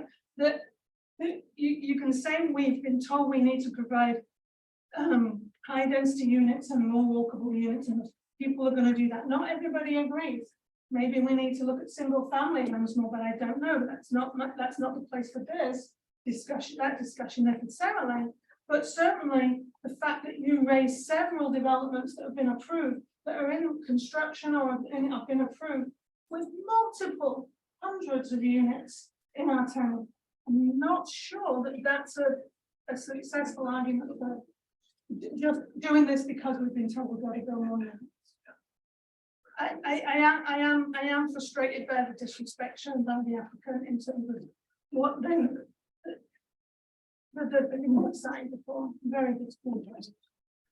I wanted to consider something better than Is there anybody else who wishes to weigh The in? units are larger, and we have affordable housing. Do we have affordable housing in the last? Yeah, there were 15 units 15 versus 17. What about? Affordable, that's just I mean, we require that by law. Yeah, So, but you have larger apartments. But you could take the 3-bedroom units and make two smaller ones and provide more units. In the same space, As far as like, there's lots of options. Color requires a mix of 1, 2, and 3-bedroom units. Okay. and the green roof and other considerations here in terms of environmental sustainability.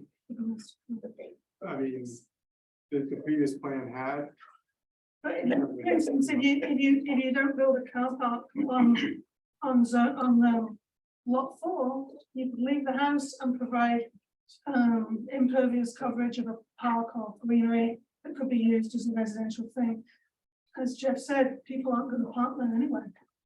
I'm going to be so frustrated if that house gets demolished and nobody parks in that spot. It's been like tick me off every day I walk drive down Broad Street, and I guess that's my opinion. But that would be extremely frustrating to lose a house for no good reason. it's interesting that we all have varying opinions and what we're willing to compromise on. And again, magic wand, I'd rather see that old house, and I know it's just a pipe dream. I'd rather see that old house. I'd rather see the great design, higher density. We say high density, I think of New Brunswick. The building that was here before was not, yes, it was 100 units or 100 total. But I'd rather see the house there and a structured parking in the middle of that site, because it has the weirdest dog legs. I feel bad for the applicant, because the one parking lot, right? If you remember from the last applicant, if you ever walk the site, you'd be hard pressed to understand that this parking lot isn't part of the baseball field versus it is such a walk. And again, I know people walk far, but We didn't even realize that. we didn't realize. That's fair. So again, I would have rather seen, you know what, you can't use that space anyway, put structured parking back there if you have to, and put, like, again, I'm not afraid of density. I just want better harmony and design, because I think, but Jeff, like you had said, from a site standards, and I do not think this site is suited for that much unless you do something creative, like raise the building look like underneath it. That's where they came up. And you saw as much as anybody now, to my point, on the house, on lot 4. We were told disrespectfully that it's completely got to go. Well, it doesn't. We know from our historic people. Well, let's not go too far down that road, because We that can was. talk about that house. I'm not talking about what anybody else said. It's just me. That that can happen. You can have it almost decrepit house and make it beautiful, like many houses in Panaca. So I took offense to that statement also. Folks, so can I say something? Well, What I'm gonna make a suggestion is that we're hearing what you're saying, and maybe it's an opportunity for us to regroup and have some dialogue, which we weren't really able to do during the public hearing portion. If you continue the matter for the possibility of reopening the hearing, so we can potentially try to address some of the concerns. So I'm looking at our attorney. We've already moved, there's a motion, we closed a public hearing, There's but we've been, not voted. we've not voted, so res judicata doesn't apply to any decision of the board. If the applicant is looking to reopen with some changes, I mean, there are some stormwater questions that they were going to deal with after the fact, if they want to look at trying to address some other issues, I don't see any problem with it unless the board's best. So then I would need, who moved? I think I'm, Trent and Michael. it's my seconded, so I would need you to withdraw your motion. And then we would carry this to a date certain where there might be additional testimony, which would then reopen the public hearing, which would require witnesses, questions from professionals, questions from the public, questions from the board. That's Mr. Berger, that's what you're proposing? Yes. and Kara, let me. You Again, can't have a technical review. we can't have a technical review because it's a D variance. Correct. Sorry, I know where you're going. No, I know, I just. But honestly, this is, I mean, I wish we had kind of had this dialogue during the witnesses so that rather than, Understood. you know, So, we could potentially. so are you willing to withdraw your motion? I'm willing. Michael Campion, are you willing to withdraw your second? No, Okay. So Mike wants us to vote. Well. No, Actually, no, Trent, okay, Trent withdrew his motion. So there's no reason to withdraw the second? There is no second because there's no motion. Okay, I'm sorry, Robert's rules here. This is the gray area of Robert's rules. Okay. So then I defer to Kara. so then what I'm going to do then is, in the judgment of the chair, the public interest will be best served by us carrying this matter forward so that there might be a resubmission of material and a reopening of the public hearing. But if there is none, then we're going to go to a motion and a vote with very little discussion because there will have been no new information. Understood. Understood? Correct. Because I don't want this hanging out. Will the applicant give us any extensions for as necessary? Yes. Okay, then I need a date certain to carry this to. We meet on the second and fourth Tuesday of every month. And And I think that you need more than 2 weeks. yes. So we're either talking about June 13th or June 27th.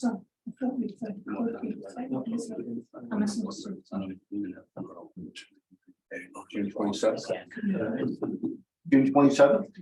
Does that work? So I know that some people travel, some people do. I'm looking at our professionals first. That's actually 2 days after my anniversary. Happy anniversary. I guess I'm not taking my wife anywhere. I'm on Sunday. We're not. is it your anniversary of being a land use attorney? Like. 27th is a regular meeting. Is there any problems with our professionals? I know you can't speak with Beth. I have it on my calendar. Karen, you're not traveling. I have something else. No, it's fine. You're good? Yeah.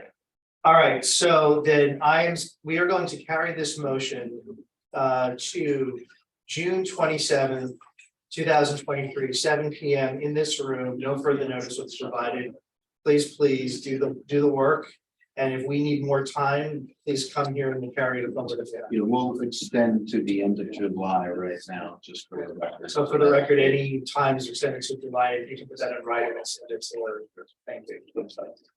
All right, thank you Thanks, all. guys. Thank you. We will move to item 7 on our agenda. I know we're not supposed to take up new business, but we have it's after 10:30. We have a statutory obligation to do this piece of the agenda.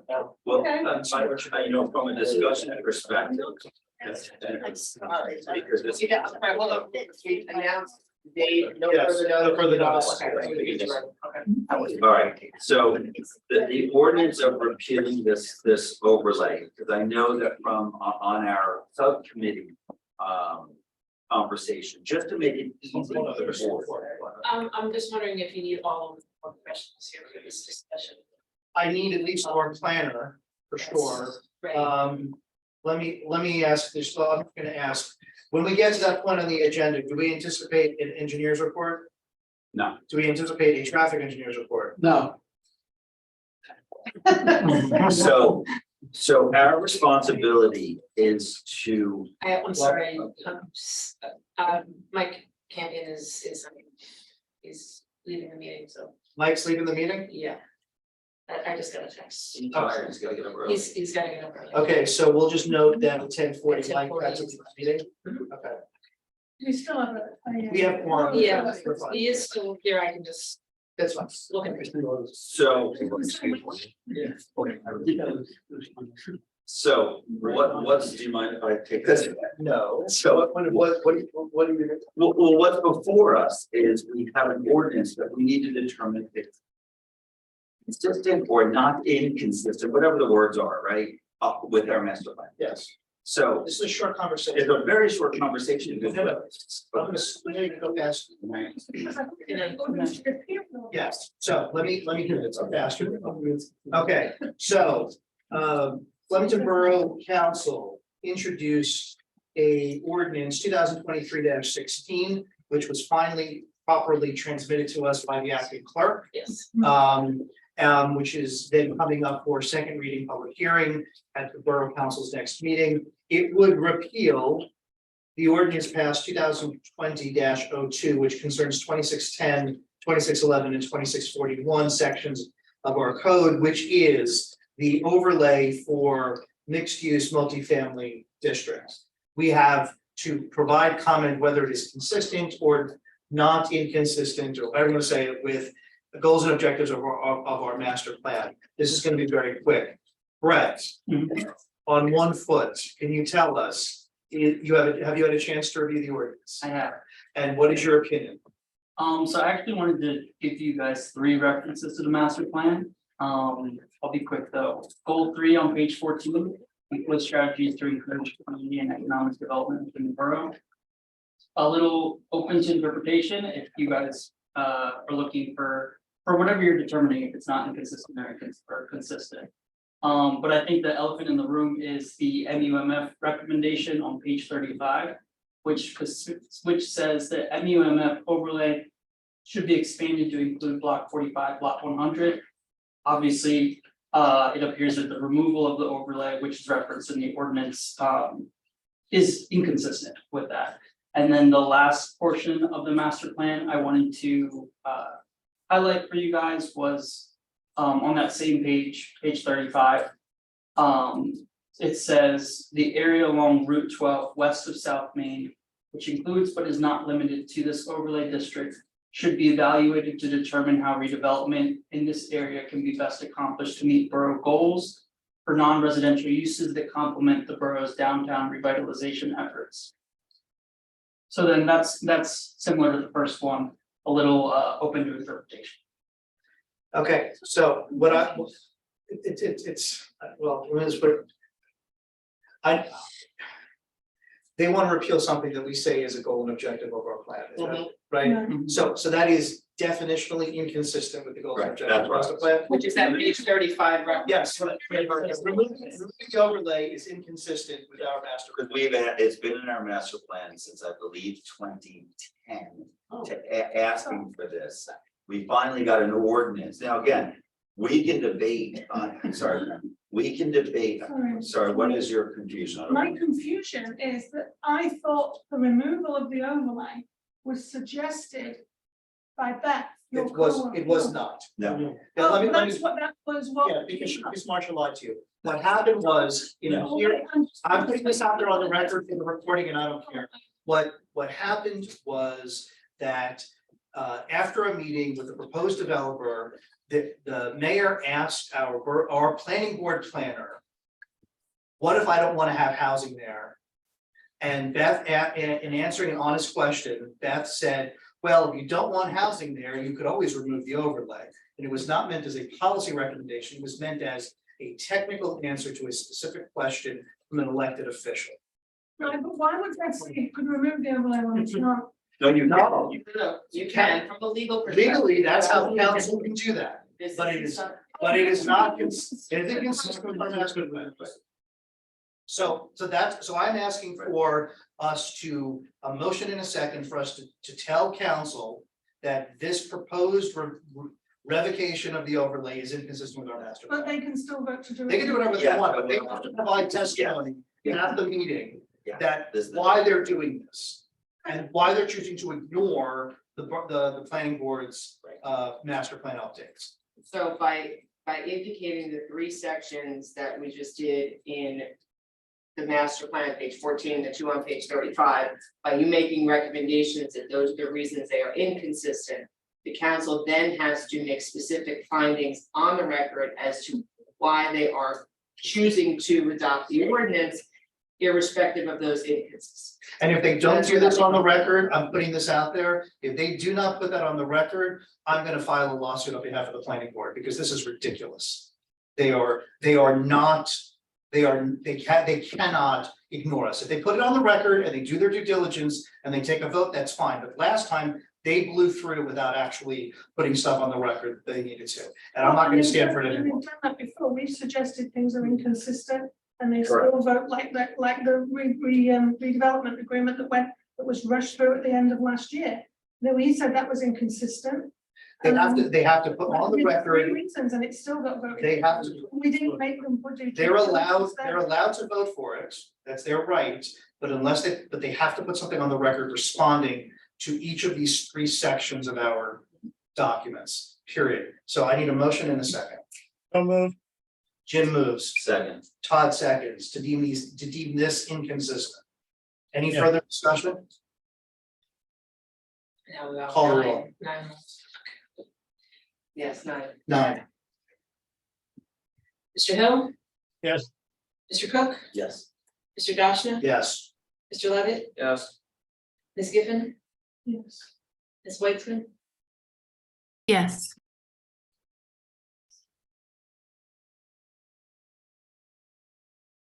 Mr. Eckel, Yes. Mr. Weintraub, No. Mr. Show. Yes. Thank you. Item 8 on the agenda is chair items. Did you ask Jim? Did you ask Jim? Is that Jim? Jim Yeah, he moved- was made the second. motion. Oh, yeah, Second. We Sorry, moved it. He moved it, yeah. Is that? He moved it, so. Item 8 on the agenda, chair items. Our next meeting is May 23rd. What do we have on the agenda?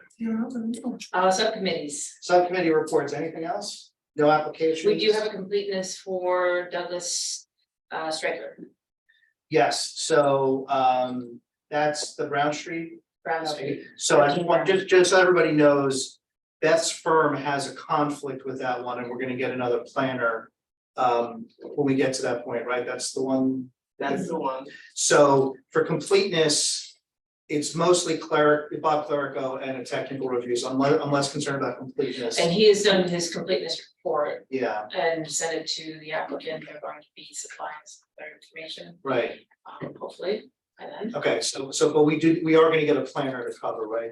We're gonna, Yeah, I sent you some in an email so we could talk Figure that about out. how you'd like to have Yeah. the board do that if we want to get resumes presented from the board. Probably Yeah. wouldn't be a bad idea to select a conflict planner for circumstances like this. so can we? I will not be here at the next meeting, but can we put it under? It's personnel, does it need to go into executive session or no? To review resumes and qualifications for a conflict planner with I mean, we college can Madison, not a. have to, we can. Let's put that on the agenda for next meeting, so between now and then, we can figure out how the process is gonna work, so not only will we have somebody for this particular application. Going forward, but we should also have a backup just in case it's not a bad friend. I know you're saying you want to apply for one for general use, but for this particular case, should we put in the resume? They have to state that they don't have a conflict with Brown Street. Yeah. Otherwise it's pointless. And Oh, yeah. absolutely, yeah, Absolutely. yep, No doubt. yeah, yes, okay. I don't wanna go through that process. No, and like- I agree. Find out that everybody's conflicted in time. No, it's, Second reason. so hopefully the person the firm that we find for us. In this case would be qualified broadly to be able to cover it. I mean, very unlikely event that we keep that Common Madison is unable I to. mean, this is, it happens very Rare. early. Okay, so that's next meeting. So, yeah, so you have the completeness, we have a process and subcommittee reports. Subcommittee reports, yep. That's good, all right, anything else under chair items? It's late. I know it's late, motion to pay the bills, Not as. late. So moved. Giffen moves, Second. Cook seconds, Tony, Ms. Giffen, Yes. Mr. Cook, yes, Mr. Dashna. yes, Mr. Levitt, Yes. Ms. Weitzman, Yes. Mr. Hill, Yes. Eckel, Yes. Mr. Weintraub. Yes. Mr. Show. Yes. thank you, professional reports attorney. Nope. Planner? Nothing, engineer, traffic engineer, no? Okay. Do we need to go to executive session? Motion to adjourn? So moved. Second. Favor say aye. Aye. Good night. Good evening. I was only 20 minutes.